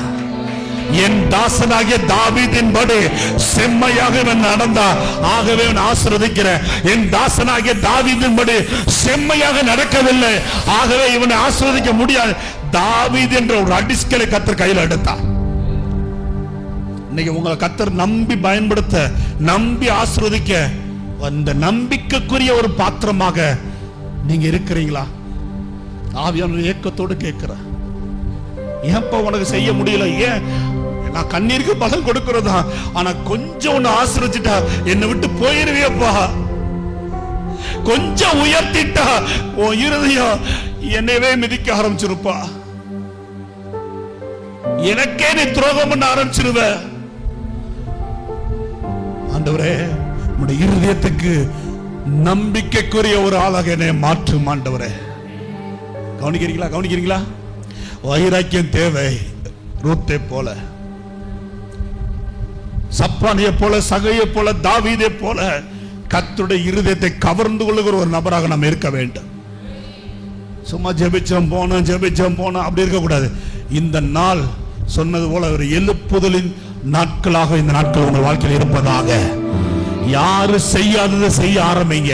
யாரு காண்பிக்காத தேவனுக்கு முன்பதாக காண்பிக்க ஆரம்பிங்க. யாரு தராததை கர்த்தருக்கு தர ஆரம்பிங்க. யார் என்ன வேணாலும் சொல்லட்டும், யார் எப்படி வேணாலும் இருக்கட்டும், நான் இப்படித்தான் கர்த்தருக்கு முன்பதாக பரிசுத்தமா நிற்பேன், வைராக்கியமாக நிற்பேன், உறுதியா நிற்பேன் என்று சொல்லு. கர்த்தருடைய இருதயத்துக்கு ஏற்ற ஒரு ஆளாக மாறி பாருங்க. அப்புறம் பாருங்க உங்க வாழ்க்கையில வர்ற பெருக்கத்தை, அப்புறம் பாருங்க உங்க வாழ்க்கையில வர்ற ஆசீர்வாதத்தை எவரால தடுக்கவே முடியாது. ஆமென் சொல்லுங்க.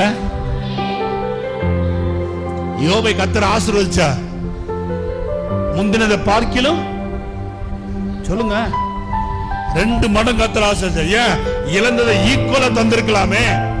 ஏன் அதிகமாய் கர்த்தர் தந்தா? 3000க்கு 6000 தந்தா, 7000க்கு 14,000 தந்தா, 10 பிள்ளைகள் 20 பிள்ளைகள் சமூகத்தில் இருக்கத்தக்கதா கர்த்தர் கொடுத்தா. எல்லாம் டபுளாக பெருக்கத்தின் பலனாக ஏன் கொடுக்க ஆரம்பித்தார் என்றால், யாரு செய்யாதத யோபு ஸ்பெஷலா செய்யறான். ஆண்டவர் சொல்றாரு, எப்பா யோபை பத்தி என்னென்னமோ சொல்றீங்கப்பா, யோபு அப்படி பாவம் செஞ்சா, இப்படி பாவம் செஞ்சா, அப்படி சாத்தான் வாழ்நாளை சபித்தா, எல்லாம் சொல்றீங்க. ஆனா எனக்கு தான் தெரியும், எனக்கு தான் தெரியும் அவன் பேசின விதங்கள், அவன் நடந்து கொண்ட விதங்கள், அவன் காண்பித்த விதங்கள், உள்ளந்திரியங்களை சோதி தருகிற நான் சொல்லுகிற என் தாசனாகிய யோபை போல ஒருவரும் நிதானமாய் பேசவில்லை. ஆமென் சொல்லுங்க. சர்டிபிகேட் வாங்கிட்டாருங்க ஆண்டோட்ட சர்டிபிகேட். இன்னைக்கு நம்ம அப்படி சர்டிபிகேட் வாங்கணும். எஸ்தரை போல, ரூத்தை போல உங்க பேரை சொல்லி இப்படி அழைக்கணும். மார்த்தாலே மரியாதை உன்னை போல அப்படி உங்க பேரை சொல்லி அழைச்சு, என் பிள்ளைய போல ஒருத்தரும் பேசல பாரு, என் பிள்ளைய போல ஒருத்தரும் ஜோமன்ல பாரு, என் பிள்ளைய போல ஒருத்தரும் விசுவாசம் நிக்கல பாரு, என் பிள்ளைய போல நடந்து கொள்ளல பாரு. உங்களை குறித்த ஒரு சர்டிபிகேட் கர்த்தர் தர வேண்டும். அப்பதான் பெருக்க உண்டாங்க. சொல்லுங்க, பெருக்க வேணுமா வேண்டாமா? சொல்லுங்க. அல்லேலூயா, ஸ்தோத்திரம். ஒரு 5 நிமிஷம் கொடுங்க, அப்படி ஜெபத்துக்குள்ள போவோம். 3வது பலத்தை மட்டும் சொல்ல வரும்ட்டா.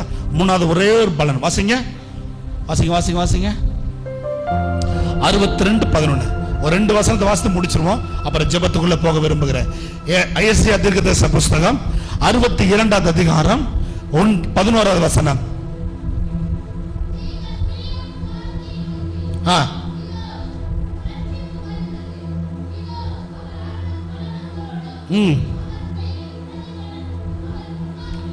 மூன்றாவது பலன், அந்த பலனுக்கு பெயர் பிரதிபலன். சொல்லுங்க, என்ன பலன்? முதல் பலன் பேர் என்ன? சொல்லுங்க.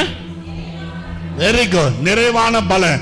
எப்ப தருவார்? அத செய்கைக்கு தக்க. 2வது பலன் பெருக்கத்தின் பலன். எப்ப தருவாரு?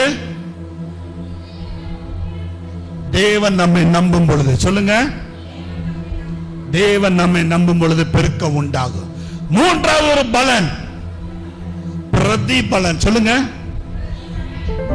இந்த பலன் பூமியில தர மாட்டாரு, இந்த பலன் பரலோகத்துல மட்டும்தான் கர்த்தர் தருவா. முதல் 2 பலன் நிறைவான பலன், பெருக்கத்தின் பலன். யாருக்கு தெரியாம தரலாம், தெரிஞ்சு தரலாம், அது இந்த பூமியில கிடைக்கிற பலன். ஆனா 3வது ஒரு பலன் இருக்குது. தம்பி கவனிங்க, அம்மா கவனிங்க, அழுது தம்பி பிள்ளைய கவனிங்க. நீ பரலோகத்துக்கு போனதுக்கு அப்புறமாக அங்கே ஒன்னு தர்றாரு, அதுக்கு பெயர் தான் பிரதிபலன். அது பரலோகத்துல மட்டும்தான் உண்டு, பூமியில இருக்காது. இந்த பிரதிபலன் அவர் வரும் பொழுது உங்களுக்கென்று அவர் ஸ்பெஷல் ஆயத்தம் பண்ணி, அவர் உங்களுக்கென்று ஒரு பாக்ஸ் போட்டு கொண்டு வர்றாரு.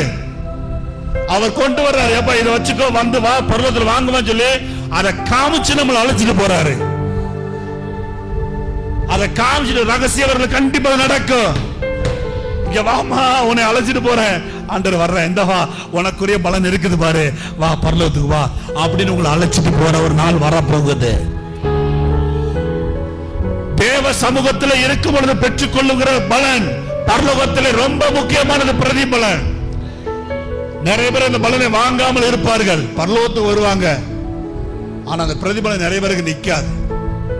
ரட்சிக்கப்பட்டோம்னா பரலோகம் வந்திருக்கலாம், ஆனா இந்த பலன் யாருக்கு கிடைக்கும், எப்படி கிடைக்கும்? நிறைய இருந்தாலும் சில காரியத்தை மட்டும் சொல்லி முடிக்க விரும்புகிறேன். வாசிங்கள் மத்தேயு சுவிசேஷ புத்தகம் 5ஆம் அதிகாரம் 11, 12. பரலோகத்தில் கிடைக்கிற பிரதிபலன் யாருக்கு கொடுப்பார் ஆண்டவர்? மத்தேயு 5ஆம் அதிகாரம் 11ஆம் வசனம் 12ஆம் வசனம். என் நிமித்தம் உங்களை நிந்தித்து துன்பப்படுத்தி பலவித தீமையான மொழிகளையும் உங்கள் பெரிய பொய்யா சொல்லும் பொழுது நீங்க பாக்கியவான்கள் இருப்பீர்கள், சந்தோஷப்பட்டு களி கூறுங்கள். பரலோகத்தில் உங்க பலன் யாருக்கு இந்த பிரதிபலனை கொடுப்பார் ஆண்டவர்? அவர் அருகிற பலன் பிரதிபலன் யாருக்கு கொடுப்பார்? இந்த பூலோகத்திலே தேவனுடைய நாமத்தின் நிமித்தம், கிறிஸ்தவனா இருக்கிறது நிமித்தம், ஜெபிக்கிறது நிமித்தம் உங்களை நிந்தித்து, உங்களுக்கு கெடுதல் பண்ணி, உங்களை துன்பப்படுத்தி, உங்க பேர்ல போய் குற்றச்சாட்டு படுத்தி, உங்களை அவமானப்படுத்துகிற அந்த சூழ்நிலையிலும் கர்த்தருக்காக ஜெபத்தில் விடாமல், கர்த்தருக்காக உண்மையிலிருந்து தவறி போகாமல் அதை சகித்துக் கொண்டு வாழ்கிறவர்களுக்கு பரலோகத்தில் ஒரு பிரதிபலன் நிச்சயம் உண்டு. அல்லேலூயா. அவமானத்தை எண்ணாமல் தமக்கு முன் இந்த சந்தோஷத்தின் பொருட்டு சிலுவையை சகித்தவருக்கு பரலோகத்தில் பிரதிபலன் கிடைச்சிச்சு இயேசு கிறிஸ்துவுக்கு. அதே போல இந்த இரவு ஜெபத்துக்கு வரணும் கூட நிறைய பேர் அவமானமா பேசி இருக்கலாம். சும்மா போயிட்டு எப்ப பார்த்தா அல்லேலூயா அல்லேலூயா போய் கத்திட்டு நடக்கிற, பைத்தியக்காரமே போய் ஜெபிச்சுட்டு நடக்கிற, கத்திட்டு நடக்கிற, உபவாசி இப்படி ஜெபம் பண்ணிட்டு இருக்கிற, உனக்கு என்ன வந்துச்சு? உனக்கு பாரு இன்னும் கஷ்டம் தான் வருது, இன்னொன்னு நெருக்கம் தான் வருது. அந்த அவமானத்தை எண்ணாமல் போ, சொல்லிட்டு போ. அப்படித்தான் நான் சோமன போவேன், அப்படித்தான் உபவாசிப்பேன், அப்படித்தான் கர்த்தருக்கு முன்பதாக நிற்பேன் சொல்லு. நீங்கள் கர்த்தருக்காக நின்றதை கர்த்தர் பார்க்கிறார். கர்த்தர் இந்த இரவு நேரத்தில் சொல்லுகிறார், மகனே மகளே, நீ பரலோகத்தில் வரும் பொழுது இதற்குரிய பலனை அங்கே நான் உனக்கு செட்டில் பண்ணுவேன். நிறைவான பலனையும் பெருக்கத்தின் பலனையும் மறைவாய் தரலாம். சில பேர் நடுவில் கர்த்தர் தருவார். ஆனா பிரதிபலனை லட்சக்கணக்கான தூதர்கள், கோடிக்கணக்கான பரிசுத்தவான்கள், 1000 10,000 தூதர்கள் நடுவில் உங்களை அழைத்து கொண்டு வந்து இங்கே பட்ட கிறிஸ்தவத்தை நிமித்தம் அடைந்த அந்த துன்பத்திற்கு பலனை அவங்க நடுவில் கைதட்டதோடு நீங்கள் பெற்றுக் கொள்கிற நாட்கள் நெருங்கி கொண்டிருக்கிறதை ஆவியானவர் சொல்லுகிறார். உன் கிரியைக்கு அங்கே பலன் உண்டு. ஆமென் சொல்லுங்க. இரண்டாவது பிரதிபலன் எப்ப கிடைக்குமா? கொலோசியர் புத்தகம் 3ஆம் அதிகாரம் 23, 24 பார்த்தீங்கன்னா தெரியும். கொலோசியர் 3ஆம் அதிகாரம் 23, 24. கொலோசியர் 3ஆம் அதிகாரம்